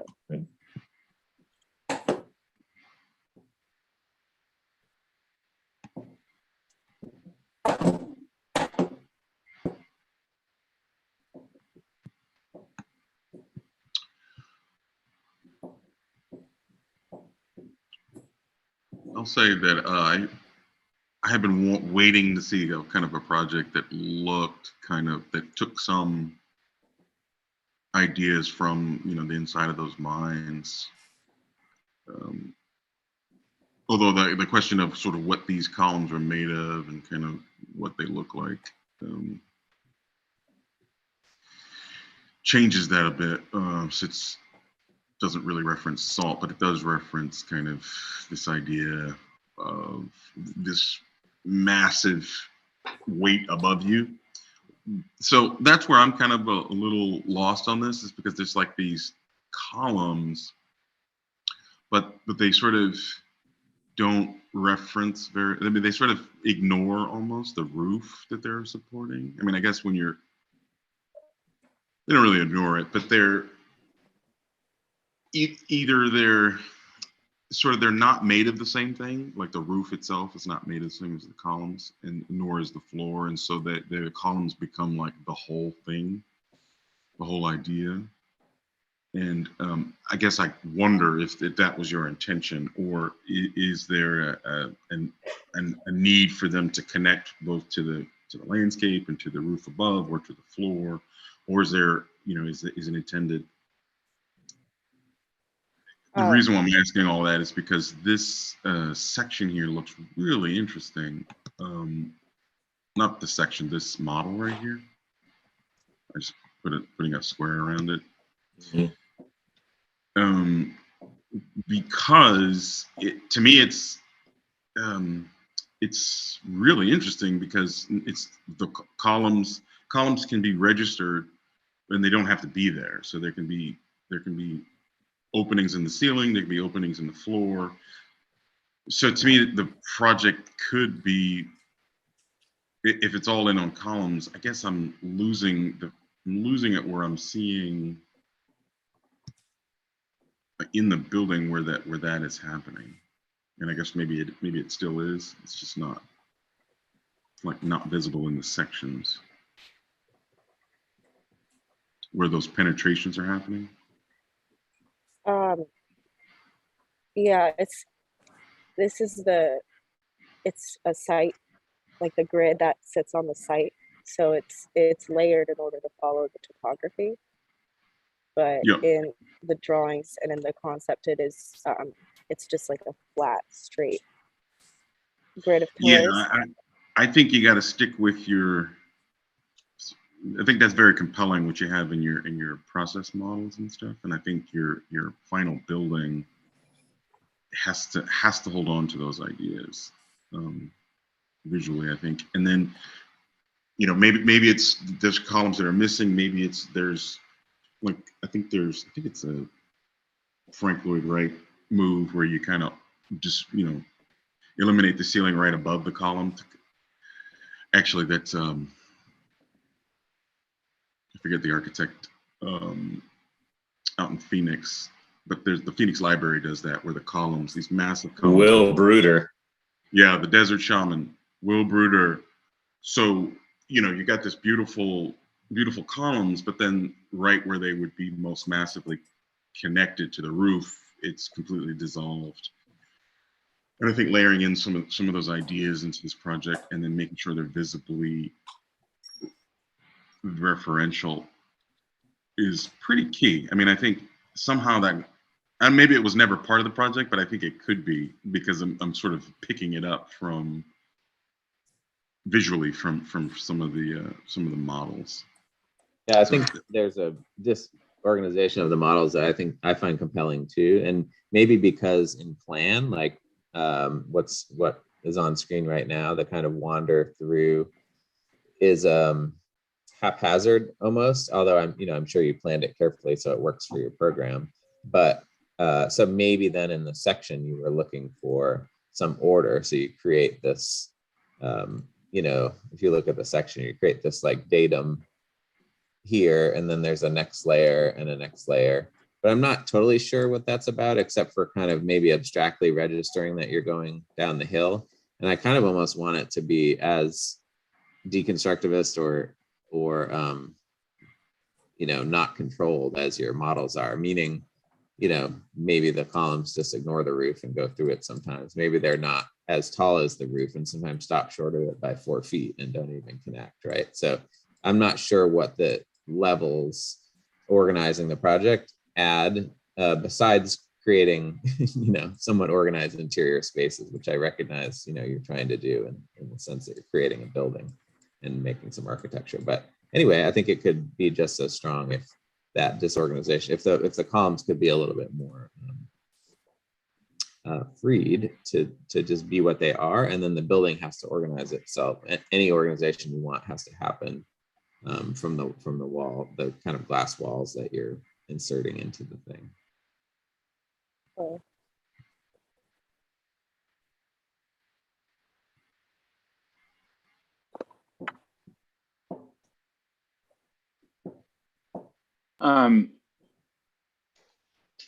Jace, it's a lovely project. The renderings are really compelling.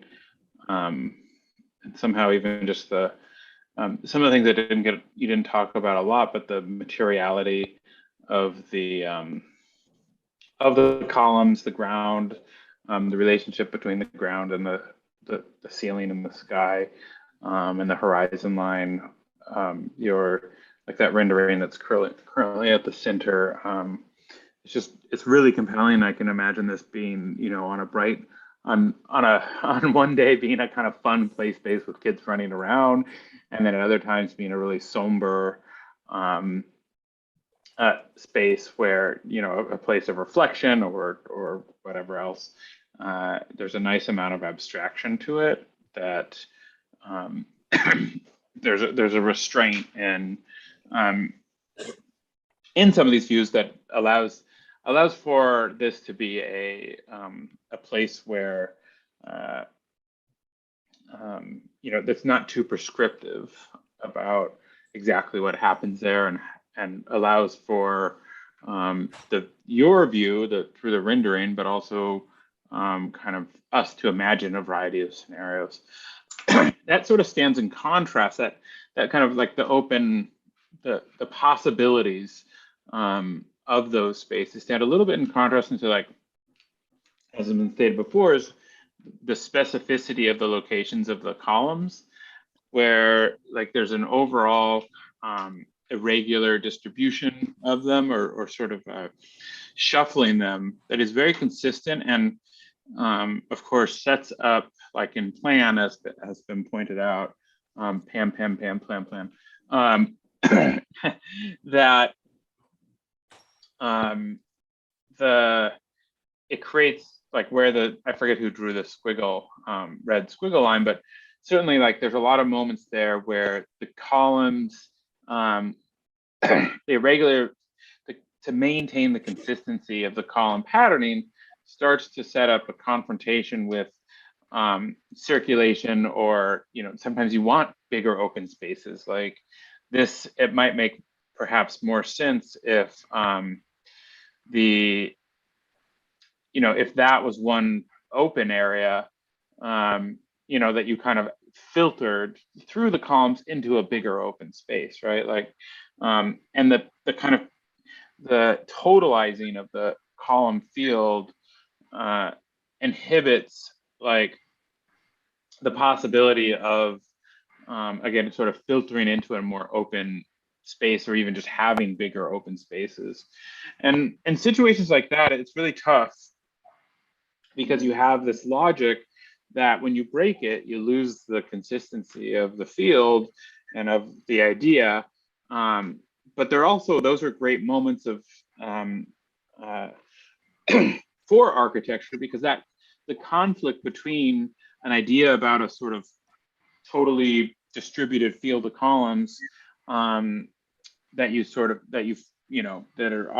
kind of function like trees in a forest or something, and the need of program or circulation or views or whatever else sets up a negotiation. And those negotiations are where the most exciting things in architecture happen, I think, because you take a really straightforward idea like columns of a certain size are distributed forever, and then you have to also figure out, and in one way that's just really simple. It's kind of a one-liner sort of, maybe it has multiple dimensions and as like an art, kind of concept, but like as a sort of geometric and architectural concept, it's very much a one-liner.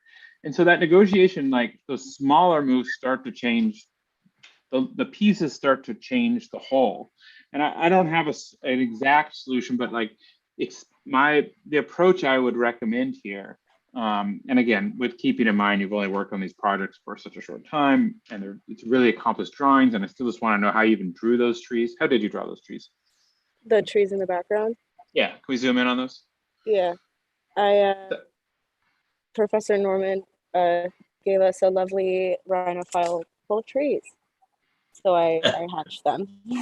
Yeah, it's a fantastic set of hatchings, and like there's a calibration to the drawings, and this makes a lot of sense as a section.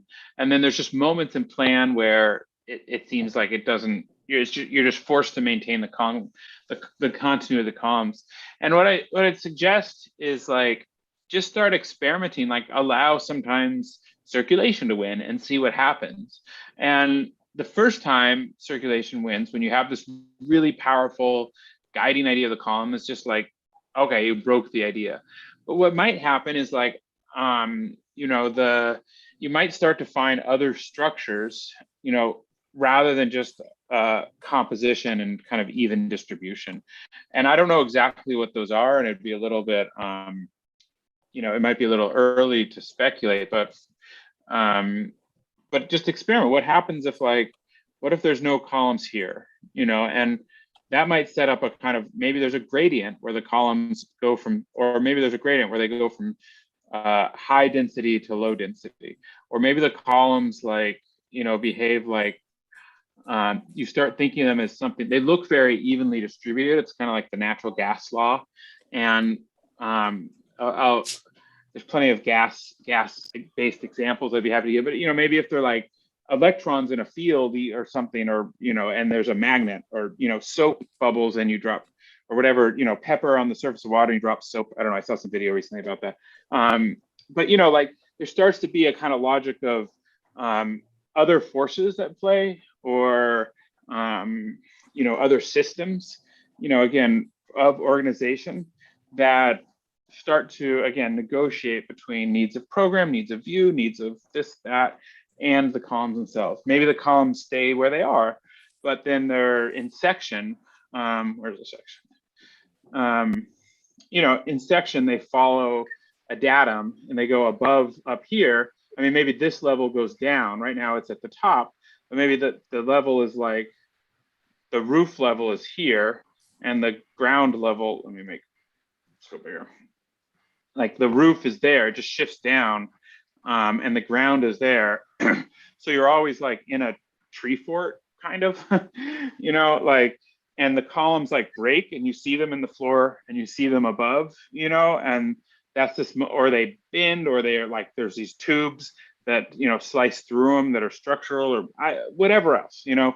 But again, it's that those sort of like secondary and tertiary logics that can be in, that go back and forth and start to make the columns more than just rectangles distributed, which I think they already are, to be sure.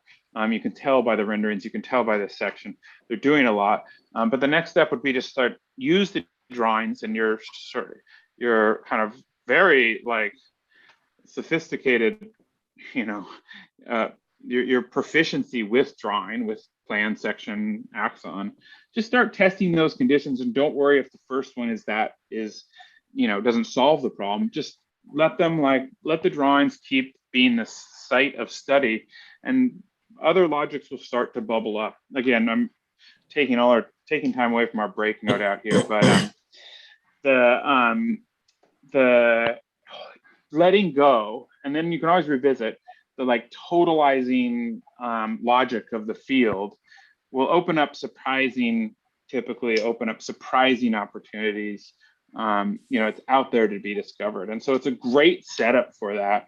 And I wish you had another, you know, another month to work on it. And it's the mid review. I'm sure all of you do at the same time are probably happy to be done. But you know, just Jace, it's really fantastic to see such accomplished drawings, and in a range, not just in, you know, not just plan, not just section, but the renderings, the axon, and even the site drawings. It's really fantastic. Thank you. I would love to go visit this project, even if you enforce my circulation a little. It would be fun, and it would be fun to explore. That's Excellent. really nice. Thank you. All right, team, perfect. It's 3:41. I'm going to cut 11 minutes out of our break, but it was 20 minutes, so you have 9 minutes. If we could be back at 3:50, that just puts us 10 minutes behind, which is perfect. All right, thank you.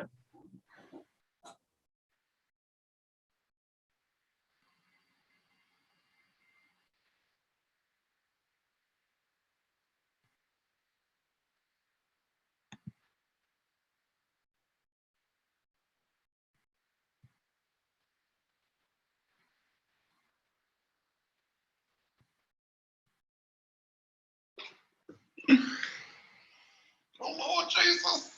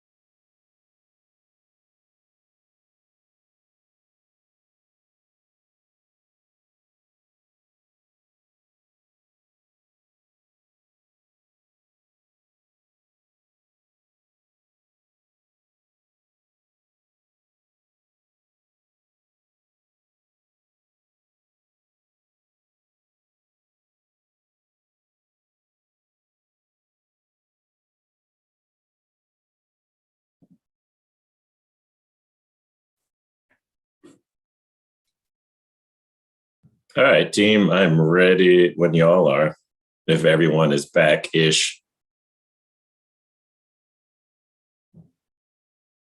Adam's got lunch. It's just a snack. All right, I'm going to crack the whip this time so we finish on time. I don't want to take anybody past 5-ish or 5:10-ish, as the case may be. So Zachary. I have to leave immediately at 5 too. I hear you. Well, yeah. I just saw Zach zoom past. Oh, okay. Zach, we tried to start without you, but it's not possible.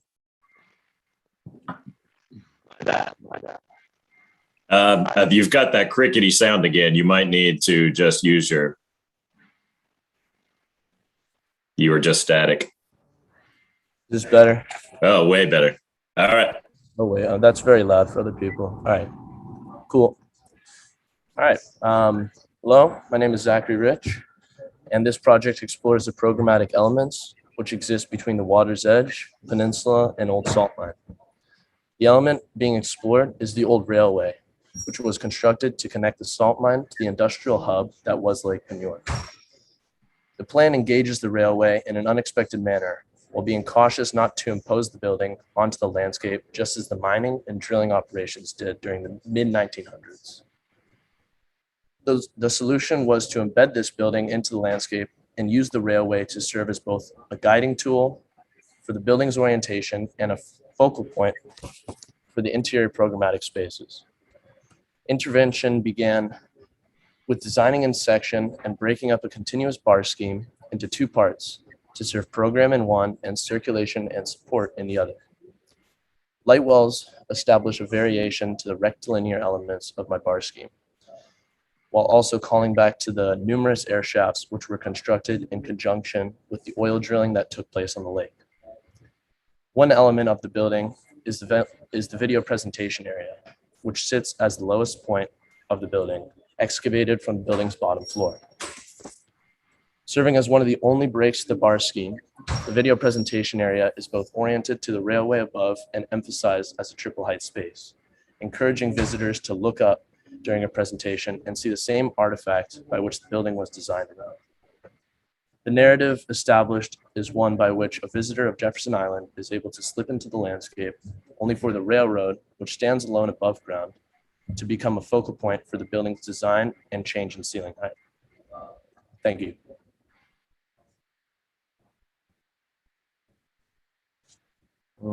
You want to walk us through the building, perhaps? Yeah. So first, there's an entrance on both sides, the main one being on the left here, facing the pier. And as you come in, you're kind of met by this guiding wall as you're walking along the water. And you slip into this middle here, up to the front lobby, and you're faced with a decision, which is the bar breaking up into two parts. You can go up to the gallery 1, which leads to a walkway to the second gallery, or you can come down the stairs to cafe area or the video presentation area, which I was talking about being excavated out of that bottom floor. The offices being over on the right, and then there's that second exit.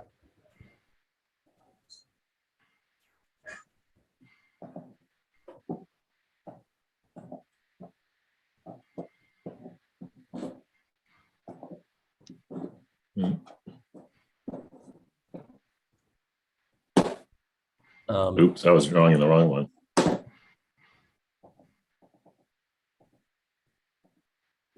I guess some other drawings I would want to highlight were both of my section perspectives that cut through the building.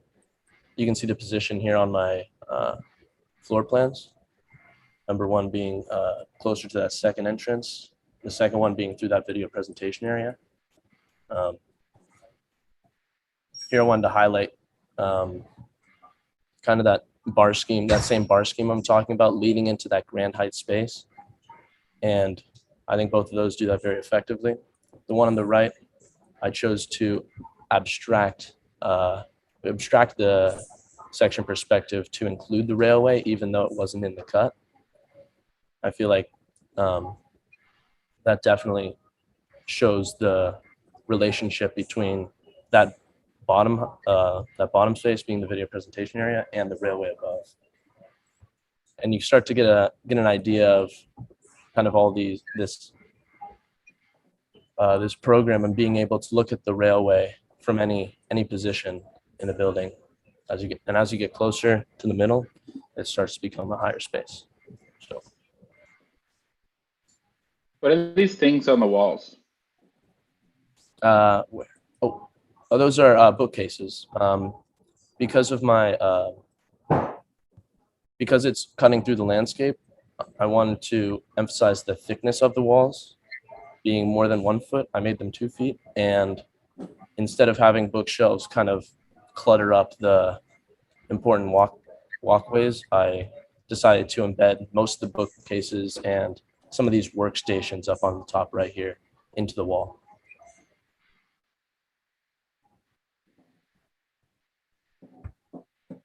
How is this? You began by talking about the kind of sensitivity to the landscape compared to the mine. Mm-hmm. And it seems I'm excited about this project, but it doesn't seem. It seems to be doing very much what the mine did, which is a lot of excavation and Yeah. Can you just? Is that just sort of a? I don't want to hold you to that if that's not the. No. If that's just one of many elements, but yeah, definitely. Oh, sorry, I didn't want to cut you off. Definitely. I guess what I thought about my definition of imposing. I know I'm excavating through the entire peninsula, but mostly just my appearance on the outside. When I was first brainstorming on how I could engage with this railway, I was thinking a building being on top of it, it would completely take away from, the natural landscape around it. And with this project, I feel like you could still walk along this path and keep going through it, or you could even walk above it and just say, oh, hey, that's a railway right there. But until you actually get in there, it's not completely clear on on how much it's affecting the landscape.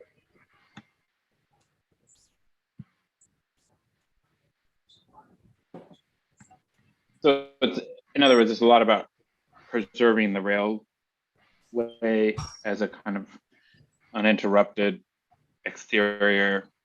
Yeah, and preserving the peninsula and the top of it. The only intervention I really have on top is those light wells coming out of the floor, kind of giving a quick view into the building and letting natural light come in. Did you toy with other versions where there was more presence of the building, or was this always like the building was always buried? And was there kind of like a back and forth with how much it poked out? Well, groundhog. Yeah. Well, I first started with this bar scheme, and it was kind of just simple rectangle in the partie stage. And as I continued to develop, I thought about it for a little bit on how I could maybe engage it above ground, and it all seemed it seemed really imposing and out of place. And as most of my research was underground, I decided to just go with it, and I think I like how it turned out.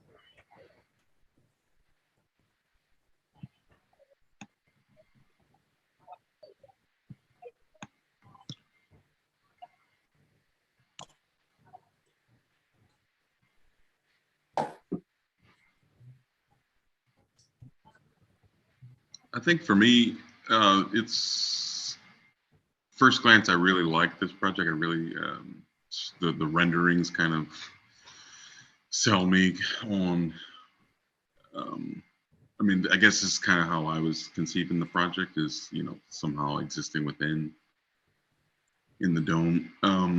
But I'm looking at some of your previous explorations, especially in the models. I wonder if that last question wasn't a good one, which is, so much of it has now disappeared into landscape that it's pretty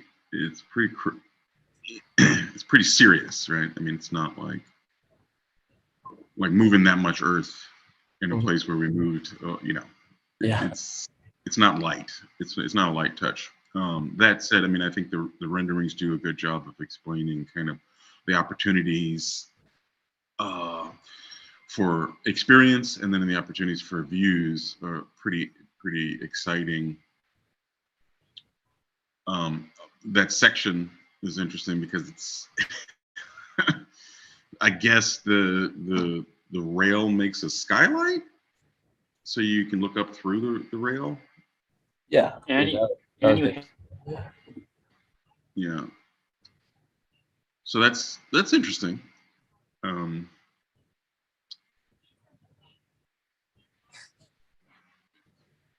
But I guess I wonder there. Let me go to the one that I'm looking at. Like this model here looks pretty interesting to me.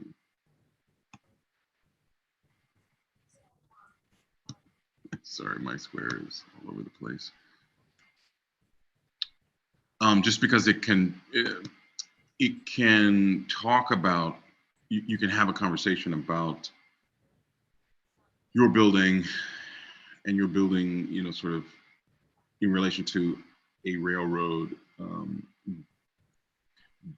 but your building is also kind of a road. Like it can, as you move through it, if it's a straight line, that's what it is. But it can also have a big hairpin turn in it and kind of do some other interesting things as well. So I say all that to say, I think these are. Oh, I had one other question. The way that these kind of skylights cut through in the section, it looks like. What am I looking at there? It looks like they cut through to where water's got filled up. Are these like these areas here?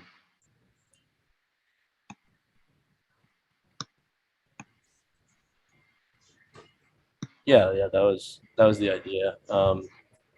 Maybe the water is a little too much detail, but maybe that's just to. Well, I was trying to figure out, are those because there's one here, and I guess here it connects to just that skylight there. So I think I get what's going on, but yeah, what was what are these lines? Is this something that exists now? Those air shafts? No, they're not. Okay. They're not. Got it. Why don't you go ahead and explain what those are? Or either re-explain it or explain it and what these three things are. Yeah, these are these are the light wells that come into the building, and the idea with them was to have them be reminiscent of these air shafts that were used in oil drilling. And so one precedent I also looked at was the Sendai Mediatek, and in that building there's a ton of light wells with this stunning geometry that changes from floor to floor. And for mine, I wanted to reinforce vertical elements of these light wells. So I added these poles on each side. And so they cut down into the landscape. And this section isn't all accurate on the very bottom, but I wanted to reinforce the idea that they do continue all the way down. I think that was pretty clear. I see. So it's inside the building, you would get the impression that what's happening in that drawing may be happening. But really, it would just be a thin layer of water, potentially, just to kind of finish it out. And there's glass from each floor. So as you're walking by, you're engaged with all floors, and you're getting that natural light that might be able to come in through this light well. Yeah, I would just say that sometimes, I think you're talking about that Kengo Kuma project. So it's an interesting idea, and I like it because it ties back to the site in a really strong way. So that's, and kind of the layers of the site. So, but I just want you to understand architecturally, you have a lot of opportunities when you do things like that, and a lot of responsibilities. So they can be objects in the space, they can organize space, they can be large enough so that you can actually occupy them and go inside of them. So I think they're all three about doing the same thing, but you could think about them as being three different things, three slightly different variations. Maybe they're different sizes. Maybe they have, maybe they're all light wells, but sometimes they are lanterns and sometimes they are spaces. So just allow that to kind of come into your mind. And then I guess I'm just wondering about the structural support for that rail as it passes over. Would there be beams there, or would this structure the roof structure just sort of be engineered to support it? My thought process was that because of the horizontal elements, I forgot what they're called, of the railroad, the wooden slats that the rail actually sits on, those would be supported by the ground outside, and the glass is on the inside of those. So I think it would be supported by just a little bit by the grass, but definitely a lot by the landscape around it. Well, I guess what I'm saying is, it'll be structured a little heavier than what you're thinking, and it wouldn't be supported by grass. And your opportunity to think about how that structure is either hidden, or how it is integrated, or how it is expressed, or all opportunities that you'd have for an idea like that.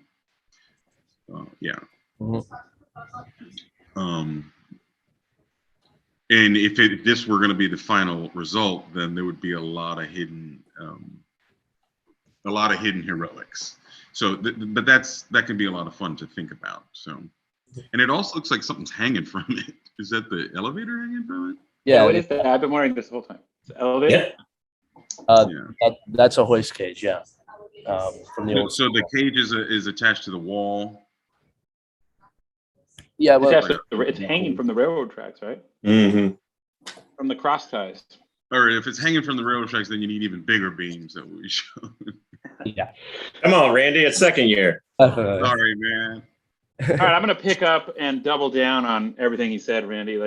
But I'll try and be entertaining as I do it. But yeah, I mean, everything that's been, all of these issues are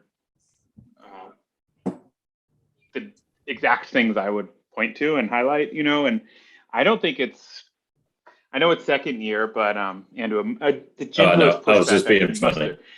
Well, there's nothing funny about that. Everything is serious about structure. Nothing funny about structure. But it's not just. I mean, this is like the keystone of your arch, and it's both a keystone is both structurally important, but it's also visually important, organizationally important. It's all the things at once. And my take here is like there's to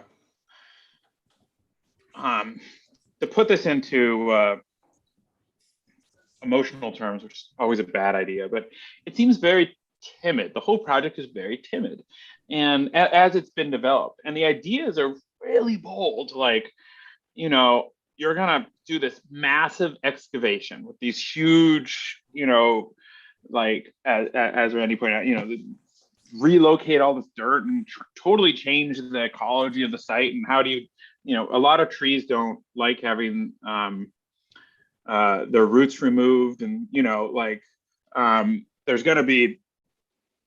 it's a major transformation of the landscape, even if the facade is minimal, and it's all for this little bit of railroad at the top.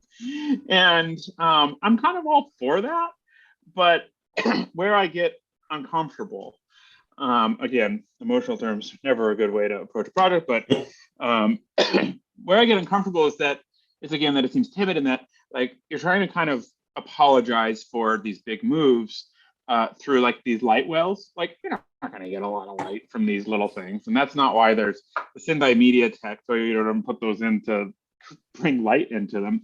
Those are structural. Those are open columns. You just took columns and expanded. And that the whole building, you know, Sendai Media Tech is surrounded in glass, and each of those the kind of hollowed out, expanded columns contain, you know, stairways and other programming. In fact, you know, and the I kind of feel like just and like also the you know I also kind of I'm not on board with the idea that this is sensitive to the landscape or like maintains the landscape in the sense that like you're building a giant thing here and a giant building and a lot of the visitors experience of the landscape will be it's going to be raining often. It rains in Louisiana, I've learned, and a lot of the visitors are going to be here like wandering through this, and their main experience of the landscape will be inside the building. And the less the people, inhabitants go outside, the less impact they have on the landscape, you know? So like, there's a lot of ways to rethink sensitivity to landscape. And what you have in the end is this big underground like bunker essentially, right? And that's kind of has these little like minor apologies like the light well or like an opening on either side or like the railroad track. It's like I don't believe that all this is, you know, just move the building. If the railroad track is so sacred, just move the building away from it. I also don't think it makes a great skylight. I think it's the drama of the whole thing is the beating heart of this project, and this is again my interpretation of it, and I like it. I like a big bold like this is the site of the mines, and frankly I don't care about the salt mines at all. I did this project. I don't care. I think they're interesting, but I have no idea how they impact anyone's architecture. I know I just upended I just rejected all of your site analysis.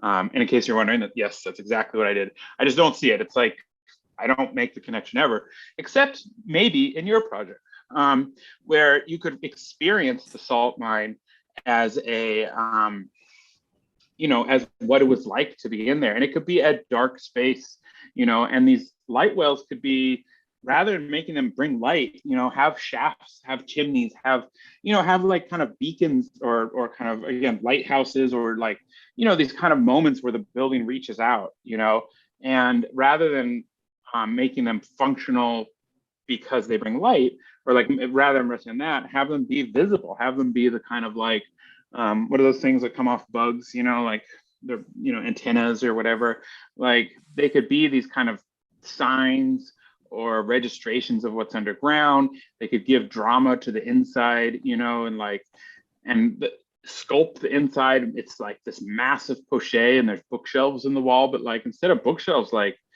carve out of it, you know, it's like catacombs down there or something, you know, like when you go underground, it's not that it has to be dank down there, you know, but there's no windows and it is claustrophobic, like inherently, because there's no windows, there's no exit except on the ends, and like embrace that and make that a desirable condition rather than trying to pretend, not that you're necessarily pretending it doesn't exist, but rather than compromising it, you know, like if you want to make this a comfortable, polite building, put it above ground and have some nice, you know, window, you know, like window walls and, you know, frame some views and this and that. None of that is happening here. And you have a kind of industrial, like you have I don't know what they are, the rail carts and what is this industrial elevator thing? The pull cart and pickaxe and like, I think this could be a really, you know, and you could pick these terms, but powerful, dramatic, intense experience. And you could have, say, I think part of it for me would be like maybe even making this deeper into the ground or like adding to the hill, make the hill higher.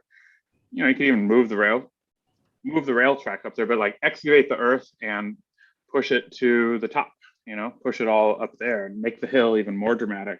And then have big juts of, these are my proposed chimneys, you know, that evoke the kind of the language of industrial chimneys And you could have these like maybe a very big opening like this, you know, it cuts through the landscape, and then dot, dot, dot. It doesn't, I don't know what the video space is, but you know, this could be maybe where the cafe is, because here it would be the one place you might get like sunshine. So you could kind of craft this as like,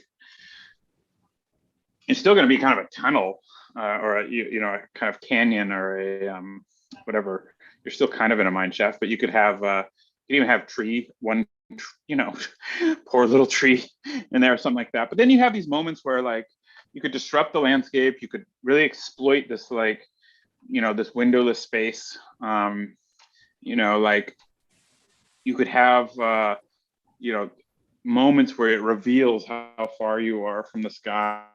You could walk across the landscape, and with minimal, you know, interruption, there might be these moments where you look down and you realize there's all this stuff is below you, evoking some of that legacy of the mine. Again, a bunch of other ways I happily go Excellent. on. Yeah. No, that was great. Okay, that was part one of it. All right. Thank you, Zachary. We are headed to Eric, which is right next to us. Another aggressive one. Hi, Where can is you it? hear me? Yes, there you go. Hi, I'm Eric Rayford. Okay, so the site analysis phase of the project revealed an intriguing radial quality to the way humans interact with the bigger picture of the site, with the mineshaft as a center point. This is shown in the diagram. Can you go to that diagram, please? This is shown in the diagram, which graphically represents major human interventions like farmlands, roads, and buildings. I'm in the site diagram, sorry. Oh, yeah. Yeah, that one. The architecture proposes a promenade that starts at the remains of the mineshaft with the lobby and cafe, and closes at the edge of the peninsula with the site observation pavilion, where visitors get a broad view of the site and the radially organized urbanization across Lake Pinier. Can you go to my site plan, please? Mm-hmm. In between those two structures are located the exhibition gallery, administrative offices, disaster archive, reading room, and the video exhibition, placed along the central circulation path in the shape of three separate buildings representing different expansive layers of the radial explosion of human intervention. Can you go to the lobby drawings? Sorry, to the far right. Mm-hmm. Yeah. Okay. The perspectives or the section? The Plan. section and plans, yeah. The lobby transitions from the upper level to the cafeteria level through a spiral staircase that follows the inside walls of the mineshaft, providing visitors with the experience of looking down what used to be the entrance of the salt mine while they walk down the stairs. And as they get to the lower level, they are set to experience the long actual condition of the main circulation path. The second building is this one, the one to the left. Houses the administrative offices, reading room, and disaster archive in a hybrid condition between surface level and underground. The main circulation path crosses the building through a bridge, which allows people to look down the disaster archive without necessarily going down, but inviting and giving the opportunity to do so. Can you zoom in the section perspective? Mm-hmm. It's the one with the red there you go. Yeah, so that's the bridge that kind of crosses from both sides and with the main circulation path. The same bridge branches off to give access to the level of the archive. That's one to the stairs to the left, and the rest of the program to the right, which are the offices and the reading room. The next structure is completely underground, and it houses the exhibition gallery. The building is shaped by two intersecting rectangles that's in plan. Yeah, can we go? Yeah, that. One is following the circulation axis, and the second one tilts to be in like a parallel position to the remains of the historic railroads, which stand in the surface right above where the minecart is located in the exhibition. The intersecting spaces on the surface of the rectangles goes down like 20 feet, accommodating the 20 by 20 feet salt wall. You can see that on the perspective. I think it's clear there. And also accommodates the salt mining hoist cage, which is hanging from the ceiling over the same like hall. Yep. Okay, the next building is also a hybrid condition of ground level in order to accommodate the video exhibition area, but also to have like suitable lighting conditions to be used as a classroom or lecture hall. And finally, the last building, which stands on the surface, functions as a site observation point, but can be used to host like a variety of events. The implemented shape of the building is based on the idea of creating a monument to the site's history and how nature is overtaking the impact that industrial activities left. Can you go to the perspective for that one? Okay. It's the last one, yeah. So the big cylindrical concrete structure that can be seen from the outside approaching the building is covered with natural elements on the inside, shaping like a duality of past and present and like nature versus industry. Yeah, thank you.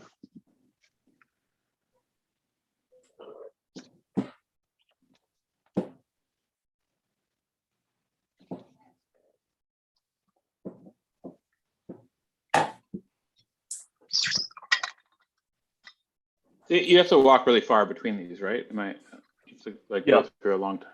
It's like 200 feet between each building.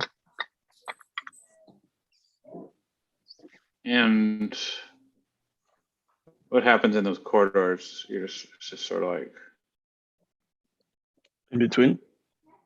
Yeah, what happens in between the buildings? Yeah, so sometimes it's underground, right?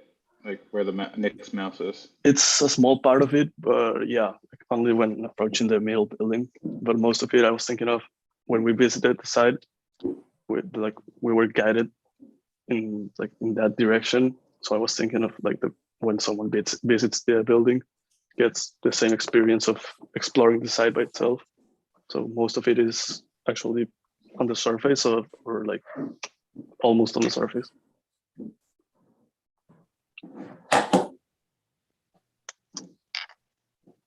Mm.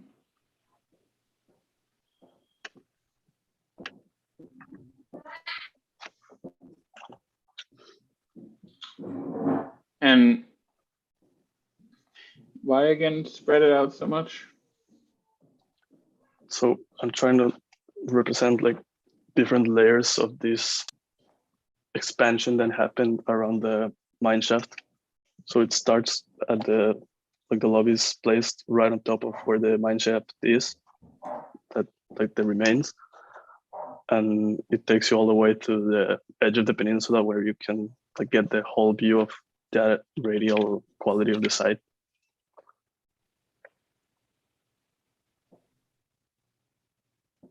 So it's like an educational experience, sort of. You have to walk the same distance as the mine shaft or something.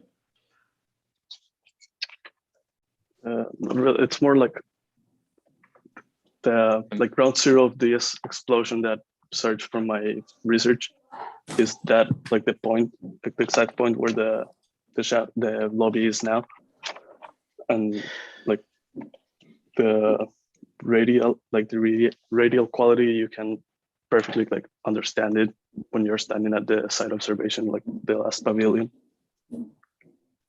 So it's more like an end to a closure.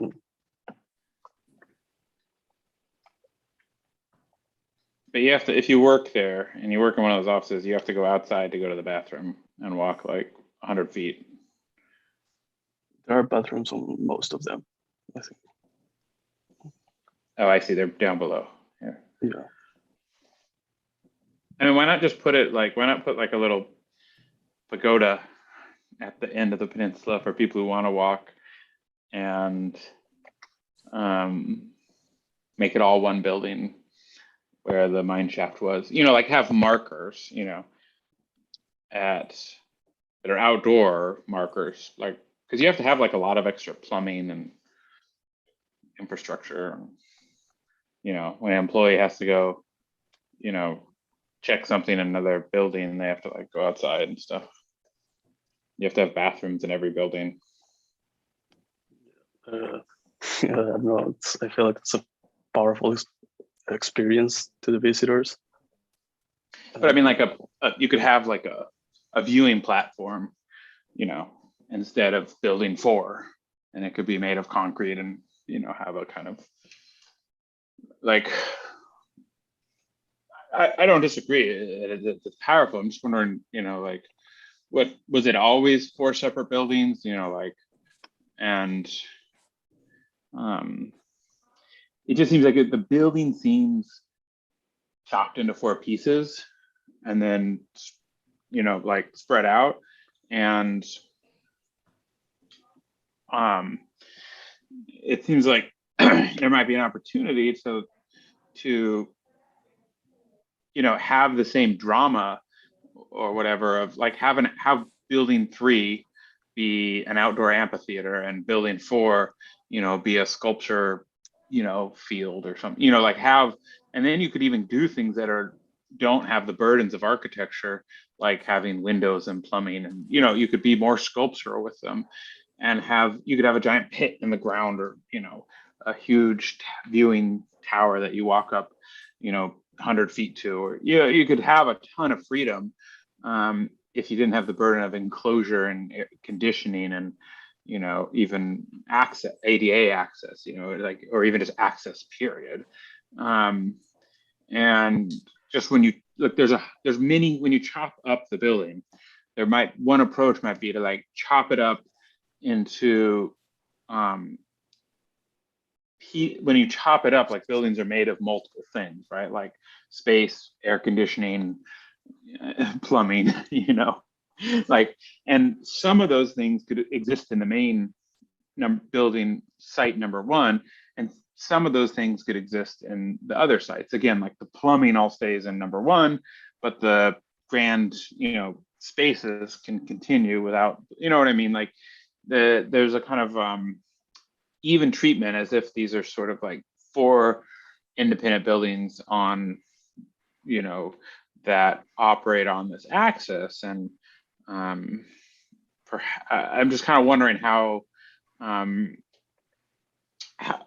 they create it creates a lot of difficulty, right? And a lot of grandma's going to be complaining that she has to go outside in the rain and stuff, and I'm half joking here, but I'm wondering like, how do you I don't know, Maybe yeah, just to make sure we keep moving on, Eric, is there a final strategy, a final comment on how you stuck, how you were leaning into the 5 separate buildings? Sorry, you're just to kind of close out the comment. What did you find most compelling about keeping it 5 separate buildings? I don't know. I feel like it also gives the project an opportunity to enhance like the sectional quality of the site. So going from the surface to underground to the surface again, and having like hybrid conditions, I feel like it creates a powerful opportunity for the project and the different programs. And I think Adam's probably just saying maybe you're right, like how that's pretty, I always was intrigued by that first diagram of where buildings 1 and 5 are completely above ground, building 3 is completely below, and 2 and 4 are hybrids. And maybe you tried to tie program into that, like what's sunny, what program needs a light, what program is embedded in darkness. And I think what Adam is saying is maybe some of that could just be sculptural. I think sometimes we talked about the World War II, the Twin Towers monument, right? Which is an outdoor space, but it's this deep cavern that's just a space, but wildly compelling. And I'd also just push you quickly to qualify these terms like powerful, and that's what I was, pushing for as well. And not that I particularly disagree. I love the project. I love the poche, and I think there's a real fantastic sensibility to each of these little kind of pavilions. And I absolutely think there's a case for breaking things up. But it's when you present it, I really encourage you like to use to talk about your project in a way that uses the properties related to the architecture itself. And something like powerful is kind of a sculptural term, if not even a kind of poetic term, you know, and it's very hard to access that. It's very easy for that to be subjective, right? And you can do both. You can have something that's powerful, but like when you break things apart, there are real consequences, right? Grandma has to go in the rain. I don't know why I'm picking, you know, whatever. And you have to have redundant plumbing. And so you are making separate buildings. It's no longer one building. It's a lot more investment. And so, you know, each of those needs their own porch, their own this and their own that. And to think that through and to, I think for your own sake, as you all, as students kind of work through projects, be careful of terms like powerful, because they'll allow you to kind of accept conditions that really need to be, you know, interrogated and tested and resolved, you know, accept them because you feel they are powerful. And even if others feel they're powerful, that sort of, it can blind you to the other consequences, right? It makes it harder to sell a project, blah, blah. Okay. Great. No, good comment. Thank you. Yeah. And to make sure we're not wildly behind schedule, I did want to welcome Dean Allday. I see he just snuck in. And Rain, if it's all right, we're going to move to the next one. One, so the Dean doesn't know how behind I am. Thank you. Or whose fault it is you're behind. All right, Charlotte, we are ready when you, oops, I went right past you. There we go.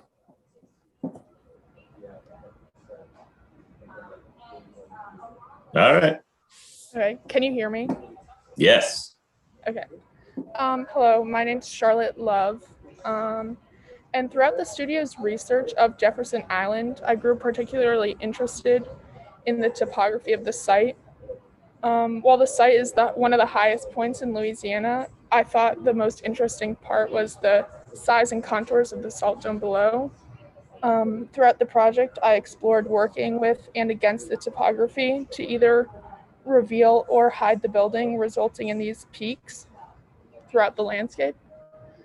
From there, I began to just focus on circulation throughout these peaks in the building. In the plan, you can see where you would enter and take a ramp down to the lobby, which would be underground. From the lobby, there's a view over the exhibit spaces where the offices are located. Once entering the exhibit space, one would continue the process of circulation around the courtyard, and then into the courtyard from the cafe. The courtyard is pretty significant. It's meant to be a space to meander around and continue the circulation back into the exhibit and bring light into all the spaces. Thank you. Could you say a quick word about the renderings too? Just maybe talk through each one. Yeah. What we're looking at and why you picked those. Yes. In the renderings, the left one is just the overall view of the building from just to like show what it would look like. The middle one would be the view right before you go down the stairs from the lobby of the exhibit spaces. And then that final one would be the view from the cafe into that courtyard.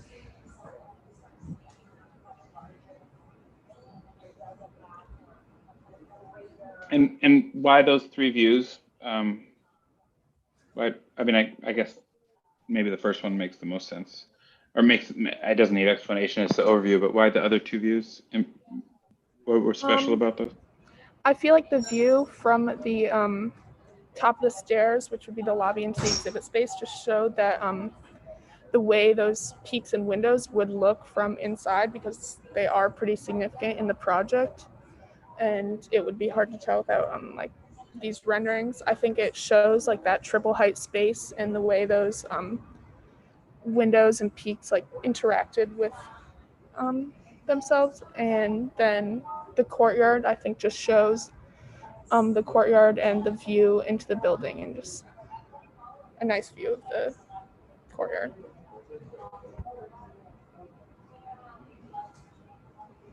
I want to jump in here before I get cut off and not get to say anything. This is pretty spectacular project. It makes me think of Spanish architect Carme Pinos, and I would encourage you to look at that, because I think what I'm finding is most compelling. I like your strategy. I like that you focused on the structures of the salt dome itself. I love these models that look like they have paper mache maybe or something going on. And this drawing here is pretty nice. But it really made me start to think about Carmen Pinos, because of a lot of the projects that she works on will visually look like that drawing, but they'll look like that in plan and in section and things like that. And what I think is surprising is that your plans are just kind of real rectilinear, since you have all of that kind of, since you're underground in a lot of ways and you're kind of just protruding out. Those spaces could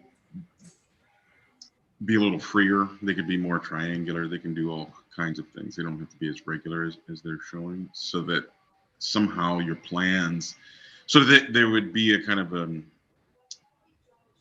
it would be a little harder to figure out if I'm looking at a plan or a section and so forth, and that wouldn't be a bad thing. But I think that take a look at her work, and I think you'll see what I mean. I think the approach and how you enter and exit some of these spaces can be enlivened by thinking a little bit more, a little less rectilinear and a little bit more free.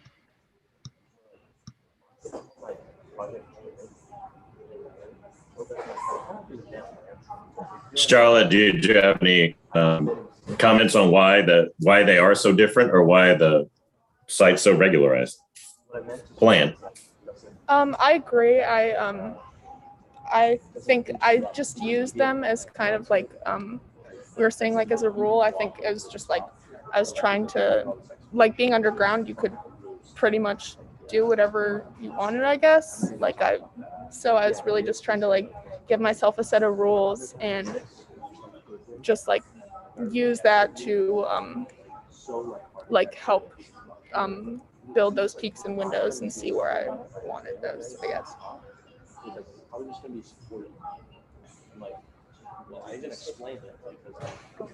Yeah, and I think there's a cleverness to the arrangement of volumes. The arrangement of rectilinear volumes, there's a cleverness to how they're arranged in the landscape, and the middlemost perspective is especially striking because it's just the resultant of the angle at which they're embedded in the landscape, and that's the residual, like that's the part, those kind of triangular windows are the residual of what is above ground versus what is below ground. And so that kind of staggering of them through the landscape is really striking in its simplicity. And perhaps there's a way to like show or continue to explore that, like the plans, maybe even, I don't even know, this might not be a good idea, but maybe even a section like diagonally through the landscape, like straight down the landscape through those peaks, or like to just study. Some of it appears, some of those intersecting boxes in the axon, and the perspective, or like from the looking at the axon and looking at the perspective and then looking at the plan. The logic seems to be driven a lot by the programmatic adjacencies and the courtyard. volume, and perhaps there's an opportunity to just like take some boxes literally and stagger them, you know, and try and like play up some of the surprises, some of the angles, like study some of those moments and really try and calibrate them.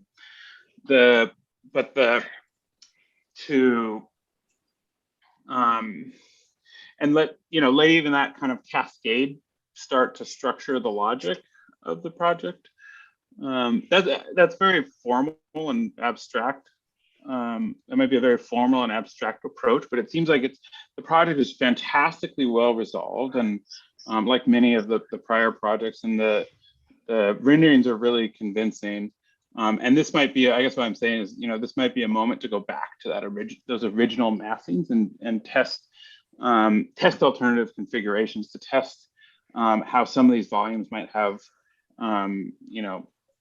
a more legible presence in the landscape, how to make some of these figures stronger, and so on. I think a lot of the projects have a progression through, and then often there's an outlet that's different than the entrance. And that's why in those cases, I've been talking about the site approach and how the kind of embeddedness in the landscape can inform the entry or exit sequence. And I really like the entry sequence because you're suggesting that it's, I don't know, you'd almost happen upon this kind of entrance, right? And it's almost casual in that way. But and then it's really interesting that you kind of constrain us to a courtyard, but even the courtyard is still sunken, right? So these like eyebrow windows and clear story in your bottom left perspective make it feel like it's an open building. But then when you look at the sections, if you're standing in those spaces, essentially is clear story light, right? You're never giving us this end final view, but the embeddedness in the landscape, like if you look at the axon, suggests that there might be, some sort of view there, or maybe there's a view there, but you kind of never give it to us. So I'm curious, and that's fine. And then you make your way back through the building the way you came, and it's not about the view out, but I wonder how that informs where you even put it in the landscape in the first place. Do you know what I mean? Because you could have located it to have us look at the site of the disaster or look at a piece of the island. But instead, we're just kind of staying in our zone, right? It's less to do with what's immediately around the building. And maybe it's the integrity, just try and play up the integrity of these primary volumes, right? And like that would allow, right? They get a little muddled, in their adjacencies to, like, the courtyard is partly its own volume, but it's also partly just the edge of another. It's like a truncated end of another box, right? And there's an opportunity here to make the courtyard its own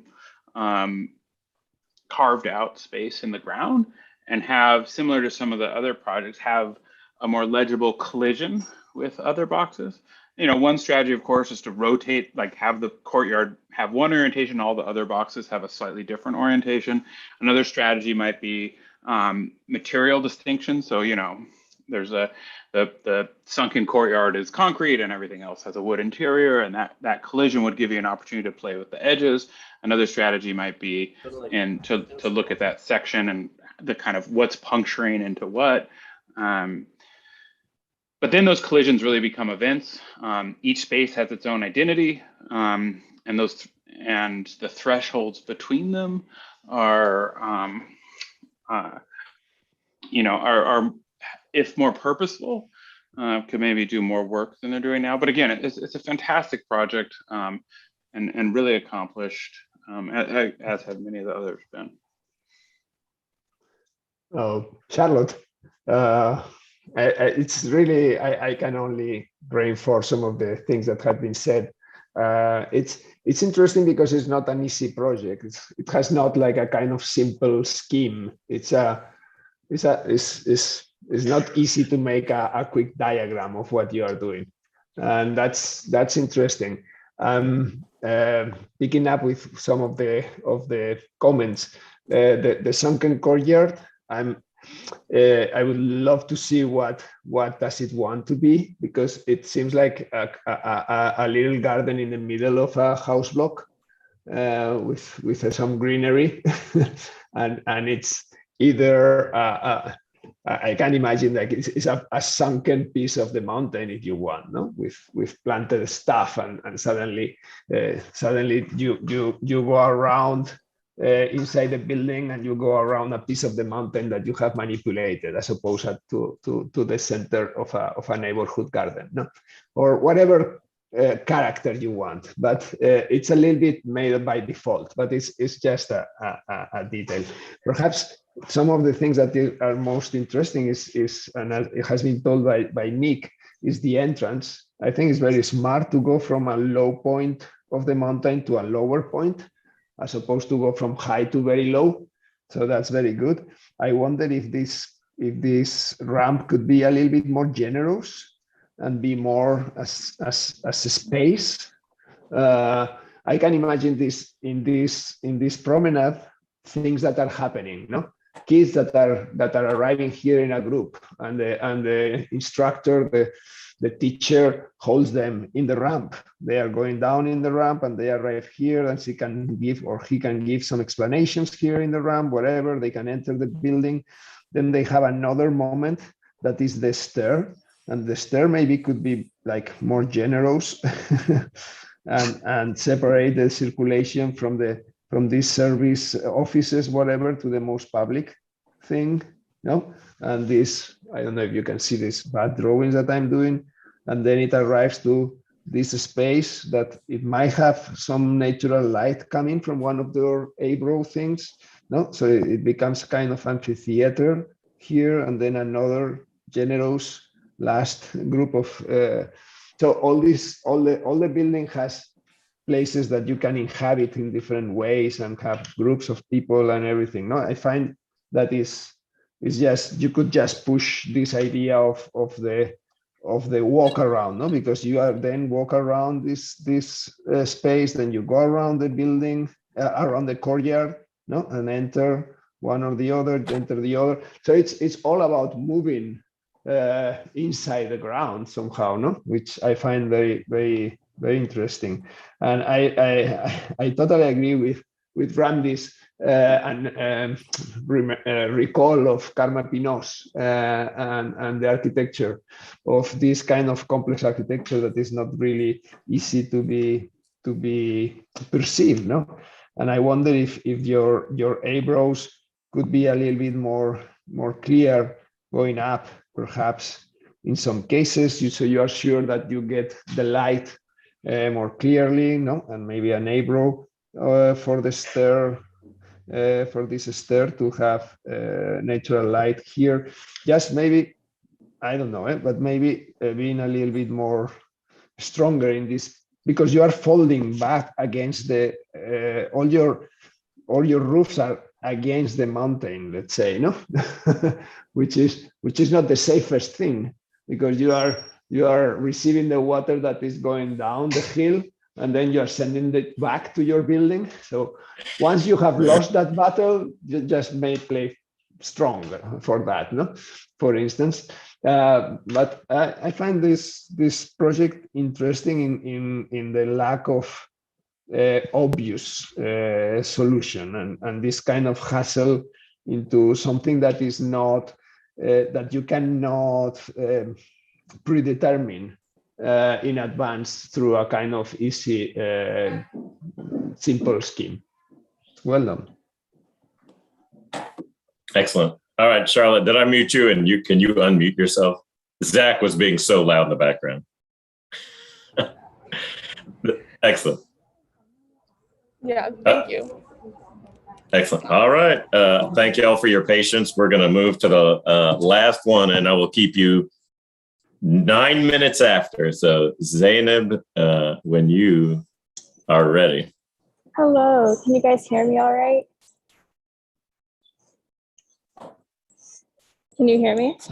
Yes, yes, yes. Okay, cool, awesome. Could we actually start with that site plan towards the bottom left of the board? All right, so This building is, this built intervention lies just at the strip of land that leads to the pier, which is perpendicular to the site's natural curving path you see. And it spans around the same length of that strip of land, that peninsula, with the intervention stretching along nearly 400 feet while being only 40 feet across at its widest. So just to the west of the building are the dock posts in the water. Hold on, Zainab. I'm sorry. Tell Charlotte we can hear her from here. Excellent. Thank you. All right. Sorry about that. Oh, you're good. So just to the west of the building are the dock posts in the water, which while mining and export operations occurred is where the actual pier would have been. And that's where these natural resources were being transported. And its composition on the land, hovering just above the water, pays homage to its historical usage. And in placement and form, it's referential to the barges that were once loaded with salt, oil, and sulfur before they began their journey across the expanse of Lake Pinier. So could you scroll to that project narrative at the top right? Yes, ma'am. In form, the building is a block which is split horizontally and split apart into two levels. These two aggregates split once more, with fragments sliding further forward and back. These transformations achieve different things. At times, the sliding reveals a skylight punctured beneath, or sometimes it recedes to create a private sector, or it pushes to nearly skim the water. And on either side of these aggregates are vertical slats that frame the building at varied thicknesses, heights, and spacing to serve the needs of the space that they frame. And we could look at the plans where upon entry, you walk through this very narrow tunnel and you walk along the central thickened wall that passes all the way through the building, first and second floor, to enter this. You could pass through it to enter this private block of offices to the right, or you can continue along to the left, which is the main entry sequence. And you can leave through offices and reading rooms on the right if you're in the private sector, or continue along where these exhibitions and galleries are scattered to lead you along this linear path through the building. And this rooftop cafe is accessible through it, and that push towards the bottom left. And if you continue down those stairs onto the bottom floor, you're met with even more exhibitions and galleries, with a movie room and that little intimate nook that's pushed. And you see it right upon the descent. You can turn around and continue along that thickened wall to see the final exhibitions with the giant hoist cage that is fastened to the glass ceiling above. And that's where that skylight on the first floor is revealed. And you complete the experience by walking along the thickened central wall once more to access the dock for a very up-close view of the water. And the elevation and serial sections below show that relationship between the thickened wall and the series of vertical slats, as well as the way the building interacts with the peninsula.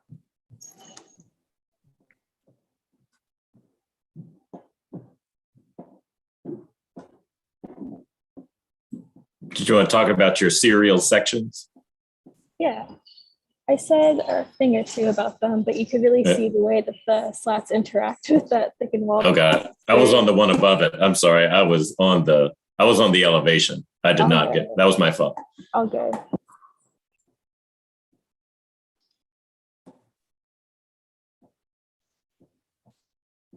And you want to highlight your renderings?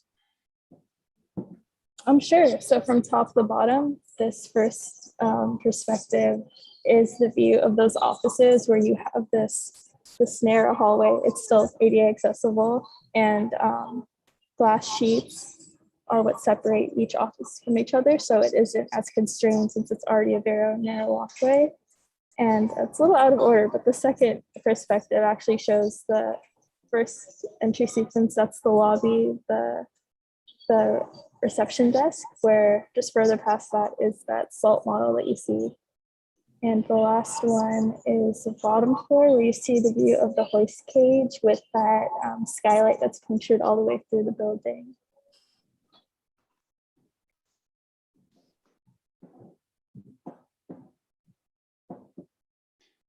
Oh, I have to jump off right at 5, but Zainab, it's just a fantastic project. It's so well represented and so consistent. The language of representation throughout is so consistent and legible, and really, I just impressive how it plays to the strength of each medium. The plans, each medium is really taking advantage of the opportunities to explore the project. The plans are all of it really is just exceptionally well calibrated. Looking at, for example, the bottom rightmost rendering just shows or really all of the renderings. I don't even know which one to call out, but just the attention to things like the quality of light and the shadow from the louvers or the columns on the left, and the sense of orientation even within that space. What might appear a little more neutral in plan is clearly has a very distinct left and right. I'm talking about the bottom one right now, but could apply to all of them. The kind of viewing wall on the right, and the teasing without even having to show us the view of the brightness on the left, and the hints in that perspective too of like the things farther afield. It has just, each one is really deceptively intricate. The elements that you've used are very minimal, but the quality of space is very intricate. And that, like I said, the lighting and even the shadow gap with the ceiling, the textures on the ceiling, the texture on the wall, the texture on the floor, again, it really starts to give complexity and intricacy to these spaces, despite the geometry itself being very minimal. The stepping of the rhythm of the column grid, the meter of the column grid versus the meter of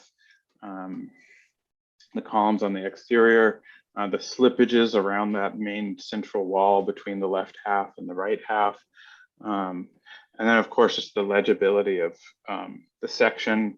And again, I would just cite all the drawings. It's just a really, really accomplished project, and it's a joy to see, even down to details of how you've represented the water with both hatch and tone. It just makes it incredibly clear. Even the use of hatch, it's a tiny thing, but in the axon, I mean, it's not a tiny thing, but it's one of many details that add up. Just the addition of that hatch pattern and the subtle gradient that run across it really brings the building into the foreground, allows shadows. It's just very legible throughout. I could happily, as I'm sure the other reviewers can attest to, go, as you've seen, I'd happily go on and on and on about it. My highest compliment, Zainab. Thank you.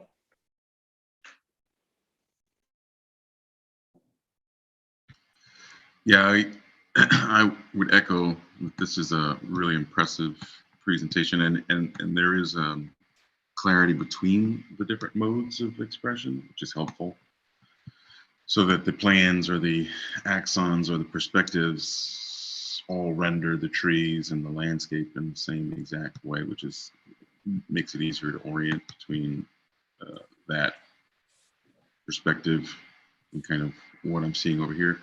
I was confused on this plan here. I think it's can't tell if it's which floor plan it is, but this level I think would have at least a dotted line indicating the pier above here. Somewhere along. Did you draw on it? Oh, I see now. Yeah. That would have been very helpful. Yeah, that would be very helpful if I articulated that.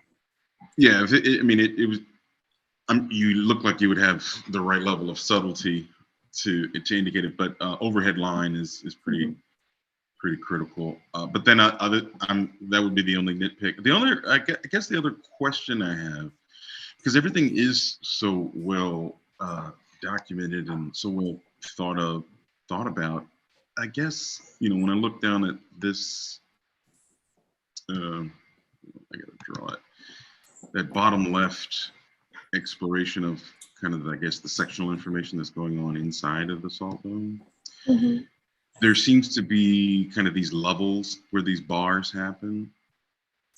And then there's, of course, they're separating it for structural reasons. And I guess that was the only question. And I could see it a little bit in your models, but it looks like it disappeared in the cross sections and in the final elevation. But I guess I wondered if there couldn't be a space, an outside space defined by just the emptiness of kind of one bar versus the elevation of one over another.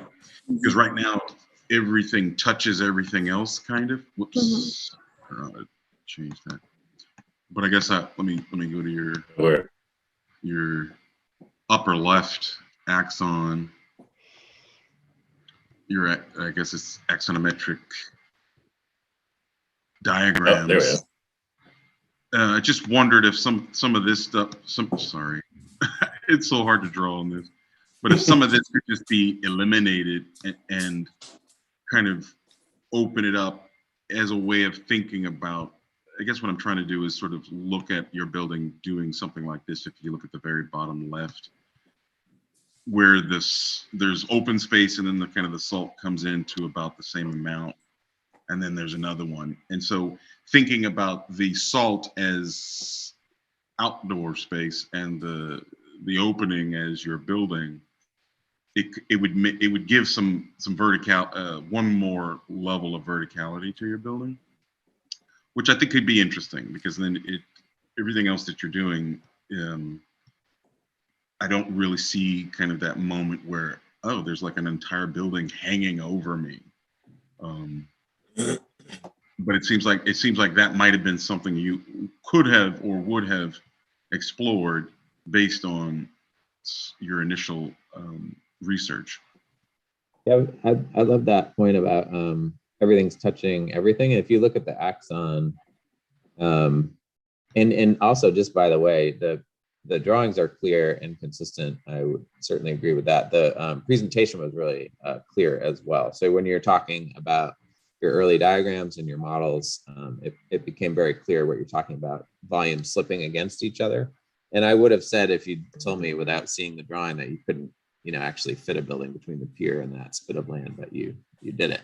But yeah, I think there could be opportunity, one, since you're talking about slippage, but we don't necessarily see represented is, where these things, how does this material interact? How does this, this bar interact with this one, right? When they are colliding, is it a slippage? In which case, the detailing of how this meets this might be important, or are there separations ever, right? So like here, you've got a little window going on there, but is this a little bit above the bar below, where it floats a little bit, or does it actually sit directly on top?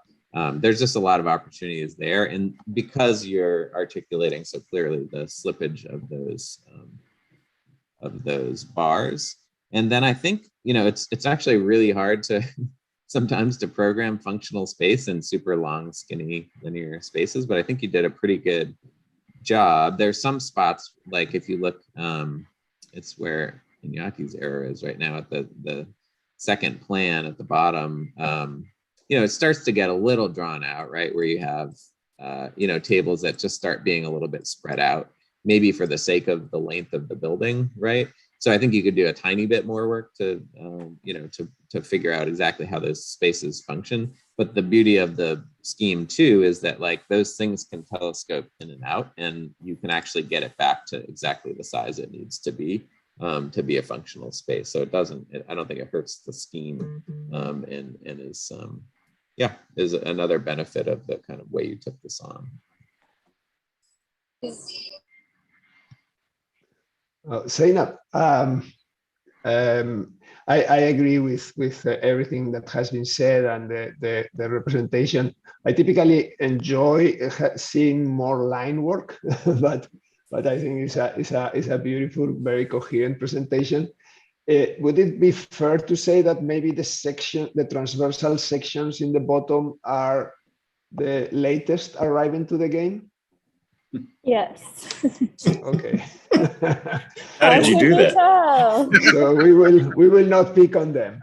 I just wanted to add something that is related to this kind of great gymnastic that you have said, that you have made, that shows the models like really being part in a way of the project. The colors are surprisingly well tuned to the rest of the presentation, despite being a model with other kind of materials.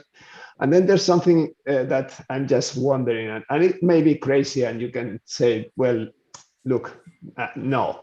But in a way, you have the renders in which the light and the texture is quite interesting and strong textures, as I can see in the ceiling and even in the flat surfaces. It has this kind of value or some kind of concrete or stucco or something. The sections, the transversal sections that have arrived late to the game, they have this thick wall in the middle that suggests some kind of massive texture thing as well.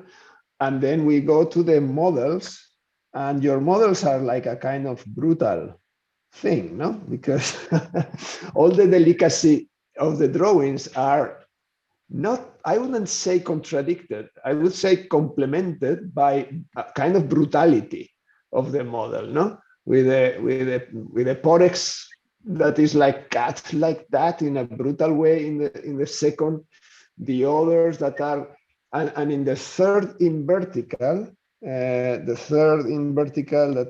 that I'm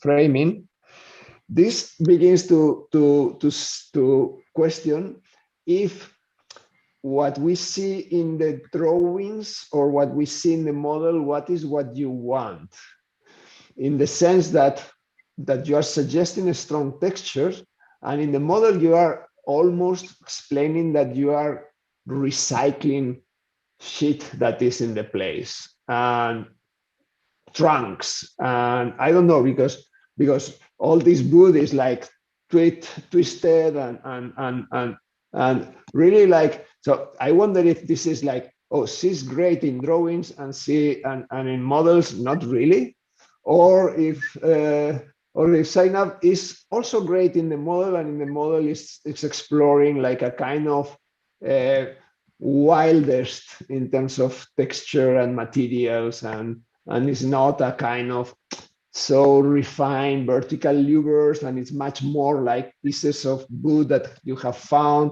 I don't know if the pieces that are coming up from the lower part that I'm trying to draw on top of that, these are existing pylons. And all these existing pylons and these are almost existing pieces of wood of some kind, and these are coming out from the water, and it's a kind of an insertion of a very precise geometrical thing inside a kind of ruins and wild materials, no?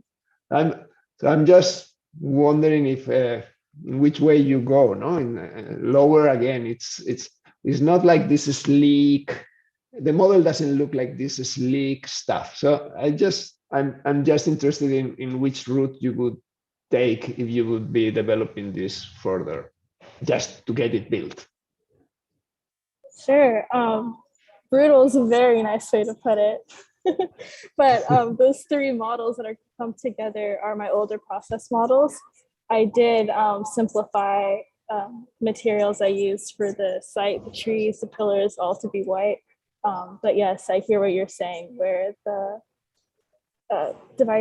diversity of materiality is much more limited in my models, where I'm studying more the interaction between the slats and the thicker walls of the building. But yes, it's much less consistent with the direction my drawings are going in. Yeah, but I would actually think about it, because the way that you strip the cardboard to do the topography, Yes, it's a lot of intention there. It's you are really setting up as to what the site is, no, in a kind of this wild thing in which you are just like landing with some sticks and some legs, no. So I think actually you have a lot to think for years in terms of the materiality and because the renders that expresses some of this strong materiality could be even stronger again. So I think there are things that you are in this process of the iterative process of design that you are leaving and then picking, and then it comes back again, and then makes you think about what you have developed a little bit different, and then you go one step further. So I just find interesting this kind of delicacy and brutality in such a coherent, beautiful way. So great, congratulations. Very kind way to put it. Thank you. No, it's not kind. It's absolutely, it's not kind. And I can tell you, I don't compliment anything I don't think is worth complimenting.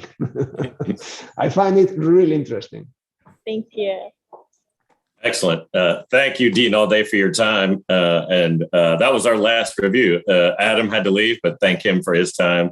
Hutch, thank you. Pleasure as always. I hope this is the start of you coming back more and more often. And Nick, always good to see you, and I'll probably see you tomorrow or Wednesday. I would love to hear, Dean, you're off the hook because you're only there for the last two, but feel free, like if there are any sort of closing comments, Randy or Nick, of common threads on the work or things that we could focus on. Yeah, I think overall I was really impressed with the work for second year students. I'd say it's pretty good, pretty excellent quality, especially some of them. And I guess I always say, it's important. I was taught this, sometimes when we start to translate our research or our ideas from the early stages, we freeze up a little bit. And we become very cautious.